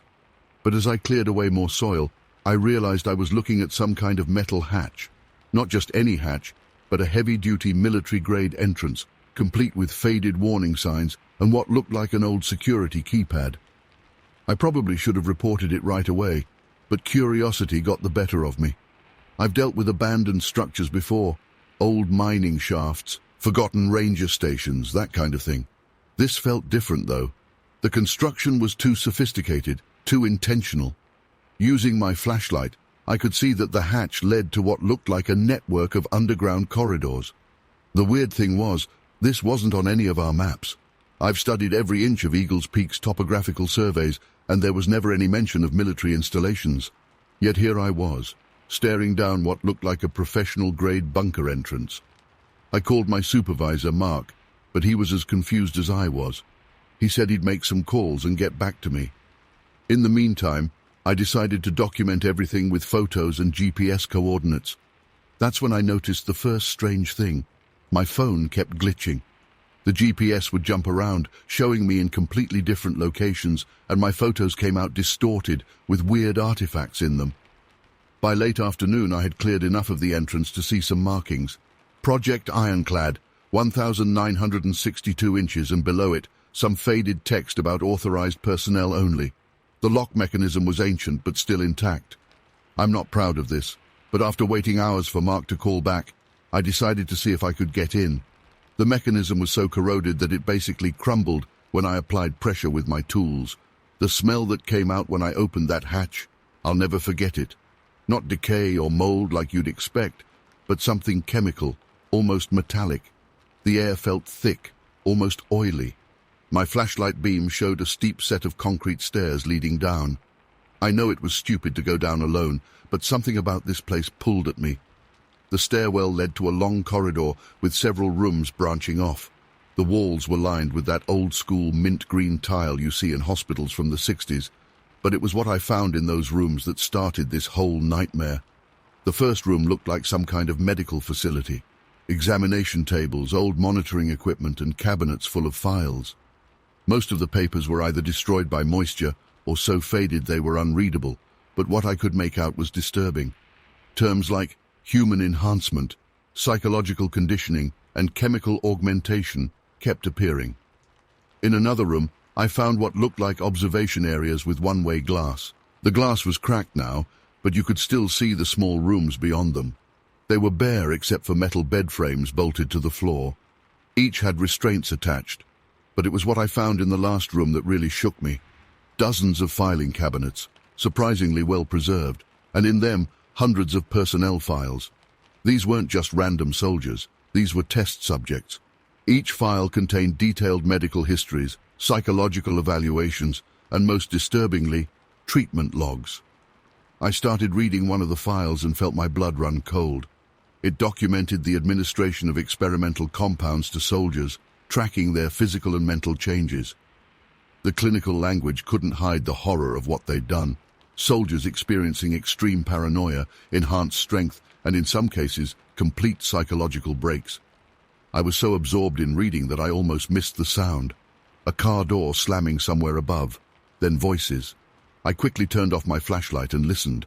Multiple sets of footsteps moving with purpose. My heart nearly stopped when I heard them at the hatch. Professional voices discussing containment and protocol. I grabbed as many documents as I could fit in my bag and looked for another way out. There had to be an emergency exit somewhere. I found it behind a fallen filing cabinet. Another stairwell, this one even narrower. I could hear them in the main corridor now, their flashlight beams bouncing off the walls. I didn't wait around to meet them. The emergency exit led me out to a different part of the forest, about 200 yards from my truck. I made it home that night, but that was just the beginning. The next morning, 2 men in suits showed up at my office. They claimed to be from the Department of Defense, investigating potential environmental hazards in the park. They wanted to know if I'd noticed anything unusual during the reforestation work. I lied, told them everything looked normal. But they knew. Somehow they knew I'd been down there. That night I installed security cameras around my property. Good thing I did. The footage shows them. Every night for a week, people in military fatigues would appear at the edge of my property, just standing there watching my house, sometimes for hours. They never came closer, but they wanted me to know they were there. But the really unsettling things started happening at work. I'd find my office ransacked, but nothing ever seemed to be missing. My computer would be on when I was sure I'd turned it off. Files would be moved around on my desk. The worst was the phone calls. They'd come at all hours, just silence on the other end, or sometimes strange electronic tones. Once, I swear I heard what sounded like old military radio chatter, but distorted, wrong somehow. Then there were the accidents. The brake lines on my truck mysteriously failed. A tree nearly fell on me during a routine patrol, even though it had been marked as stable the week before. Each time, it could have been explained away as coincidence, but I knew better. The documents I took that day, I've hidden them. Not at my house, not at work, somewhere safe. They detail things that shouldn't have been possible in the 1960s. Experiments combining drug trials with something they called electromagnetic conditioning. Soldiers who could go days without sleep, who showed enhanced physical capabilities, who could influence electronic equipment through proximity. But here's the thing that keeps me up at night. Some of the logs indicate that not all the test subjects were accounted for when the facility was abandoned. The final entries mention containment breaches and subjects unrecovered. The surveillance stopped about a month ago. The phone calls too. Even the men in suits haven't been back. But sometimes when I'm out on patrol near Eagle's Peak, I swear I can hear humming coming from underground. And my equipment, radio, phone, GPS, they still act up in that area. I've thought about quitting, about moving away, but I need to know what's still down there, what they're trying to hide. The other day, I found a note on my windshield. Just 3 words. Some doors remain. I don't know what it means, but I know it wasn't there when I parked. Last week I went back to where I found the hatch. The entire area had been bulldozed and replanted. No trace of the entrance remained, but the new trees there, they're dying. The leaves turn black and fall off within days of planting. The soil tests show nothing unusual, but nothing will grow. I'm writing this down because people need to know what happened here. If anything happens to me, at least there's a record. I've seen the security footage from the park cameras. People in old military uniforms, walking through solid walls like they're not even there. Equipment readings that show energy spikes that shouldn't be possible. They can try to bury the truth, but something tells me what they did down there isn't finished with us yet. I keep thinking about those unrecovered test subjects, about what they might have become, about why the government is still trying so hard to keep this quiet after all these years. Sometimes at night, I see lights in the forest near Eagle's Peak. They move in patterns that don't make sense, blinking in sequences that seem almost like code. And sometimes, just sometimes, I think I see figures watching from the trees. They stand too still for too long, and when I look directly at them, they're gone. I don't know what's going to happen next. But if you're reading this and you work in any state parks, especially in Wyoming or the surrounding states, be careful what you dig up. Some things were buried for a reason, and some experiments never really end. They just change form. I'll update this if anything else happens, but honestly, I'm hoping it's over. Though something tells me it's not. Not by a long shot. Story 21. I've been a forest ranger at Misty Creek Park in Redwood Valley for almost 7 years now, and nothing could have prepared me for what I discovered last October. I'm still shaken by it, even though months have passed. I keep looking over my shoulder, double-checking my locks at night, and jumping at every unusual sound in the woods. I need to get this off my chest, even if some people might think I'm crazy. It started during a routine erosion inspection after we had heavy rainfall that week. The ground near the eastern ridge of the park had been showing signs of instability, and as the senior ranger, it was my responsibility to assess any potential hazards to our hiking trails. The morning was unusually foggy, which is pretty common for October in Michigan, but something felt off right from the start. I was checking a particularly concerning area about 2 miles from the visitor center when my boots sank deeper than usual into what looked like solid ground. The soil gave way beneath me, revealing what I initially thought was an old mine shaft, or maybe a natural cave system. But what I found was far more disturbing. The opening led to a concrete tunnel, not rough-hewn rock like you'd expect from a mine shaft, but smooth, manufactured concrete with modern electrical conduits running along the ceiling. My first thought was that this might be leftover military infrastructure from decades ago. We occasionally find old bunkers from the Cold War era in these parts. But everything looked new. Too new. The LED strips along the walls were operational, casting an eerie blue-white glow that made the whole place feel like something out of a sci-fi movie. My handheld radio started picking up strange interference, just static and odd electronic chirping sounds. That should have been my first warning to back out and call it in, but curiosity got the better of me. Looking back, I was an idiot for not immediately contacting my supervisor. As I moved deeper into the tunnel, the temperature dropped noticeably. The air had this peculiar metallic taste, like being too close to a lot of electronic equipment. About 50 feet in, the tunnel opened into what I can only describe as an underground command center. The walls were lined with servers, rows and rows of them, all humming away with blinking lights. Multiple monitors displayed what looked like code scrolling continuously. The whole setup was professional grade, definitely not some teenager's Bitcoin mining operation.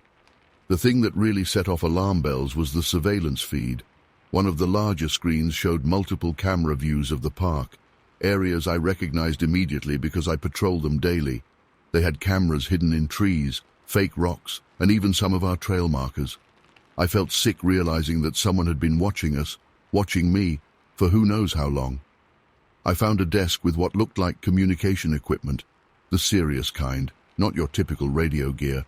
There were documents scattered around, but most of them were in languages I couldn't read. The few English papers I saw had what looked like network diagrams and lists of what I later learned were IP addresses. Just as I was taking photos with my phone, thank God I thought to do that, I heard voices echoing from another tunnel, one I hadn't noticed before. My heart nearly stopped. They were speaking in what sounded like Russian or something similar, and they were getting closer. I killed my flashlight and pressed myself against the wall behind some server racks, praying they wouldn't come into the main room. The voices passed by in another connecting tunnel, but I could hear snippets of English mixed in, something about server access and proxy chains. I waited until I couldn't hear them anymore before I even dared to breathe normally again. My hands were shaking so badly I could barely hold my phone. I wanted to get out of there immediately, but I knew I needed more evidence. Moving as quietly as possible, I found another room filled with more advanced equipment, including what looked like satellite communication gear and a setup that any TV show would call a hacking station. Multiple monitors displayed what appeared to be security vulnerabilities in various systems. I recognized some major corporate logos among them. That's when the lights suddenly went out, all of them, even the server indicators. For a moment, I was in complete darkness, my heart pounding so hard I thought it would echo off the walls.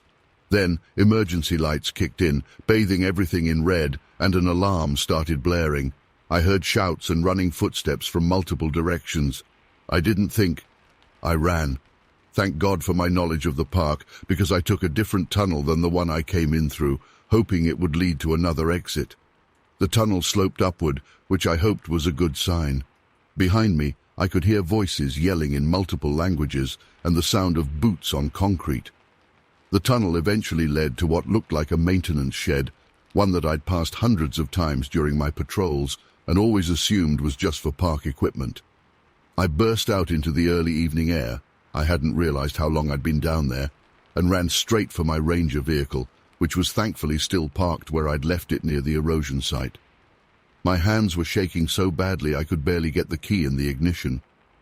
As I sped toward the ranger station, I saw multiple unmarked black SUVs entering the park through our service roads that are supposed to be restricted access only. I used back trails to avoid them and made it to the main office, where I immediately called the state police. What happened next is mostly a blur of federal agents, interviews, and signed documents. I spent hours talking to people from agencies whose abbreviations I'd never even heard of before. They were particularly interested in my photos, though most of them were blurry from my shaking hands. They told me I'd stumbled onto a major cybercrime operation, apparently one they'd been tracking for months. The next day, the maintenance shed was just an empty shed again. The entrance I'd fallen into had been filled in like it never existed. The black SUVs were gone. When I asked about it, the federal agents just said the investigation was ongoing and reminded me about the non-disclosure agreement I'd signed. But here's the thing that keeps me up at night. Sometimes during my night patrols, I still see lights moving in the woods where there shouldn't be any. My radio still picks up strange interference in certain areas of the park. And last week, I found a new trail marker that I know I didn't install, one that looks just a little too thick to be just a trail marker. I requested a transfer to another park, but it was denied. They say they need experienced rangers here at Misty Creek. Sometimes I wonder if they're keeping me here on purpose, but I try not to think about that too much. I carry a personal GPS tracker now and check my cabin for bugs every night. Maybe I'm being paranoid, but after what I saw down there, I don't think paranoia is unreasonable. The federal agents swore they cleared everyone out, but sometimes, Late at night when the fog rolls in thick, I swear I can hear the hum of servers coming from deep underground. And every time I pass that filled-in entrance or that empty maintenance shed, I can't shake the feeling that someone is watching me through a hidden camera, deciding whether or not I know too much. I'm writing this down because people need to know what's really going on in our parks. If something happens to me, at least there's a record. And if you're hiking in Misty Creek Park and your phone starts acting weird, or you hear what sounds like electronic humming coming from the ground, my advice would be to leave. Leave immediately. There are some trails better left unexplored. Story 22. It started on October 12th, 2023. I'd only been working at Shadow Pine for about 3 weeks, getting used to my new routes and protocols. The transfer from Vermont had been smooth enough, though something felt different about this place. You know that feeling when the air pressure changes right before a storm? It was kind of like that, but constant. That morning started like any other. I was doing my usual patrol, checking the hiking trails and making sure no campers had left any fires burning. The weather was typical for New Hampshire in October, crisp and cool, with patches of fog hanging between the trees. Nothing seemed out of the ordinary until I got the call on my radio about a disoriented hiker near the East Trail. When I found her, she was sitting on a fallen log, staring blankly into space. Mid-40s, well-equipped for hiking, but something was clearly wrong. Her eyes were unfocused, and she kept rubbing her temples like she had the worst headache of her life. When I asked her name, she had to think about it for almost a full minute before answering. That's not normal. I've dealt with dehydrated and exhausted hikers before, but this was different. What really got to me was how she described feeling disconnected from herself. She knew her name was Sarah Matthews, knew she'd parked her car at the visitor center that morning, but everything in between was just gone. And the way she described it sent chills down my spine. It's like someone took a chunk of my brain and replaced it with static, she said. I got her back to the ranger station and called for medical assistance. While waiting for the EMTs, I started going through our recent incident reports. That's when I noticed something that made my blood run cold. In the past month alone, we'd had 6 similar cases, all of them found in roughly the same area, all showing the same symptoms: confusion, memory loss, headaches. The weird part? Every single one of these incidents happened within a 2-mile radius of this old research facility. Most locals don't even know it exists. It's not on any tourist maps, and it's set back from the main trails. The building looks abandoned, all concrete and faded warning signs about restricted access. But here's the thing. Sometimes, late at night when I'm doing my final rounds, I swear I can see lights on inside. I tried bringing this up at our staff meeting that afternoon. The response I got from my supervisor, Dave, was strange. He barely looked up from his paperwork, just mumbled something about seasonal confusion and how hikers often get turned around in autumn when the landmarks change. But I've been doing this job long enough to know that's bullshit. People don't just collectively forget chunks of their day in the same specific area. After the meeting, I decided to do some digging. The facility was officially listed as an atmospheric research station that closed in 2015. But when I tried to look up more details, I hit nothing but dead ends. The only thing I could find was a vague mention in an old town council meeting about electromagnetic monitoring equipment. That evening, I decided to check out the area myself. I know it was probably against protocol, but something didn't feel right. As I got closer to the facility, my radio started acting up. Just static and weird clicking sounds. My phone lost signal too, which isn't unusual in the park, but the way it happened was strange. Instead of gradually losing bars, it just went dead all at once. The air felt different there, heavy somehow, like the moment before lightning strikes. My skin was tingling, and I started getting this dull pressure behind my eyes. I've never experienced anything like it. The closer I got to the building, the worse it became. I noticed something odd about the security cameras mounted on the corners of the building. They looked new, way too new for an abandoned facility. And there was this low humming sound, barely audible but definitely there. You could feel it more than hear it, like standing next to a massive subwoofer turned way down low. I was about to get closer when my flashlight started flickering. Then I felt it, this wave of dizziness that hit me like a truck. The pressure in my head became intense, and for a second I couldn't remember how I'd gotten there or what I was doing. That's when I knew I had to get out. The next few minutes are fuzzy, but I remember stumbling back toward the main trail. By the time I got back to my truck, my head was pounding so bad I could barely see straight. I sat there for almost an hour, trying to get my bearings back. The whole experience felt wrong, like something had reached into my brain and scrambled things around. The next day, I tried to file a report about what happened. Dave called me into his office before I could even finish writing it up. He was different, tense, almost aggressive. Told me the facility was not a matter of concern, and that I should focus on my regular duties. When I mentioned the new security cameras, he just stared at me for a long moment before saying, I must have been confused about what I saw. But here's what really keeps me up at night. Later that week, I ran into a local guy at the coffee shop in town. He used to work maintenance at the facility before it closed. After a few beers, he told me something that made my skin crawl. According to him, the original research there wasn't about atmospheric monitoring at all. It was about testing high-frequency electromagnetic waves and their effects on human consciousness. The next day, I tried to find him again to ask more questions. The waitress at the coffee shop looked at me like I was crazy, said she'd never seen anyone matching his description. When I drove by his house, it was empty. Not just unoccupied, completely empty, like no one had lived there for months. Over the next few weeks, more hikers turned up disoriented in that same area. Each time, I was told to file it under standard lost hiker protocols. Each time, Dave would appear to make sure the reports were properly processed. The local police seemed to be in on it too. They classify everything as routine missing persons cases, found safe, case closed. But I know what I experienced out there. The headaches, the confusion, the lost time. It was all real. Sometimes, late at night, I can still feel that weird pressure in my head. And when I drive past certain parts of the park, my car radio picks up these strange frequencies. Not static, but something else. Something that sounds almost like words, but not quite. I've started keeping my own records, documenting everything I can, the dates, locations, symptoms, all of it. I don't know what's really going on at that facility, but I know it's not abandoned, and whatever they're doing there isn't normal atmospheric research. Last week I found another hiker in that area, young guy, maybe college age. Before I could get him to the ranger station, a black SUV showed up.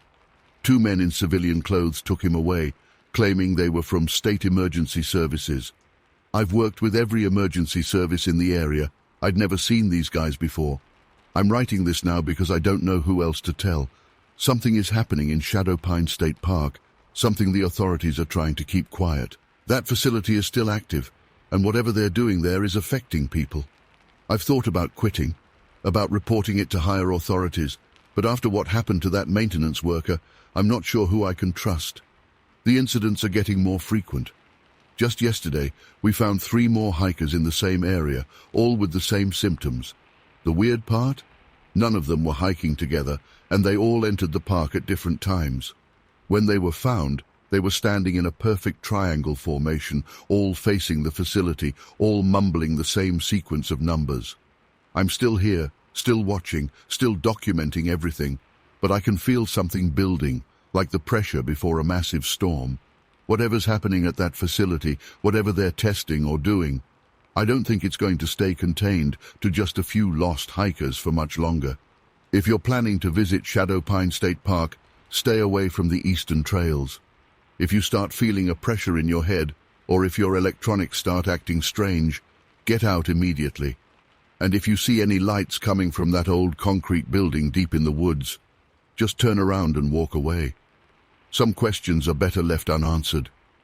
I don't know how long I can keep working here, keep pretending everything is normal. But I do know one thing.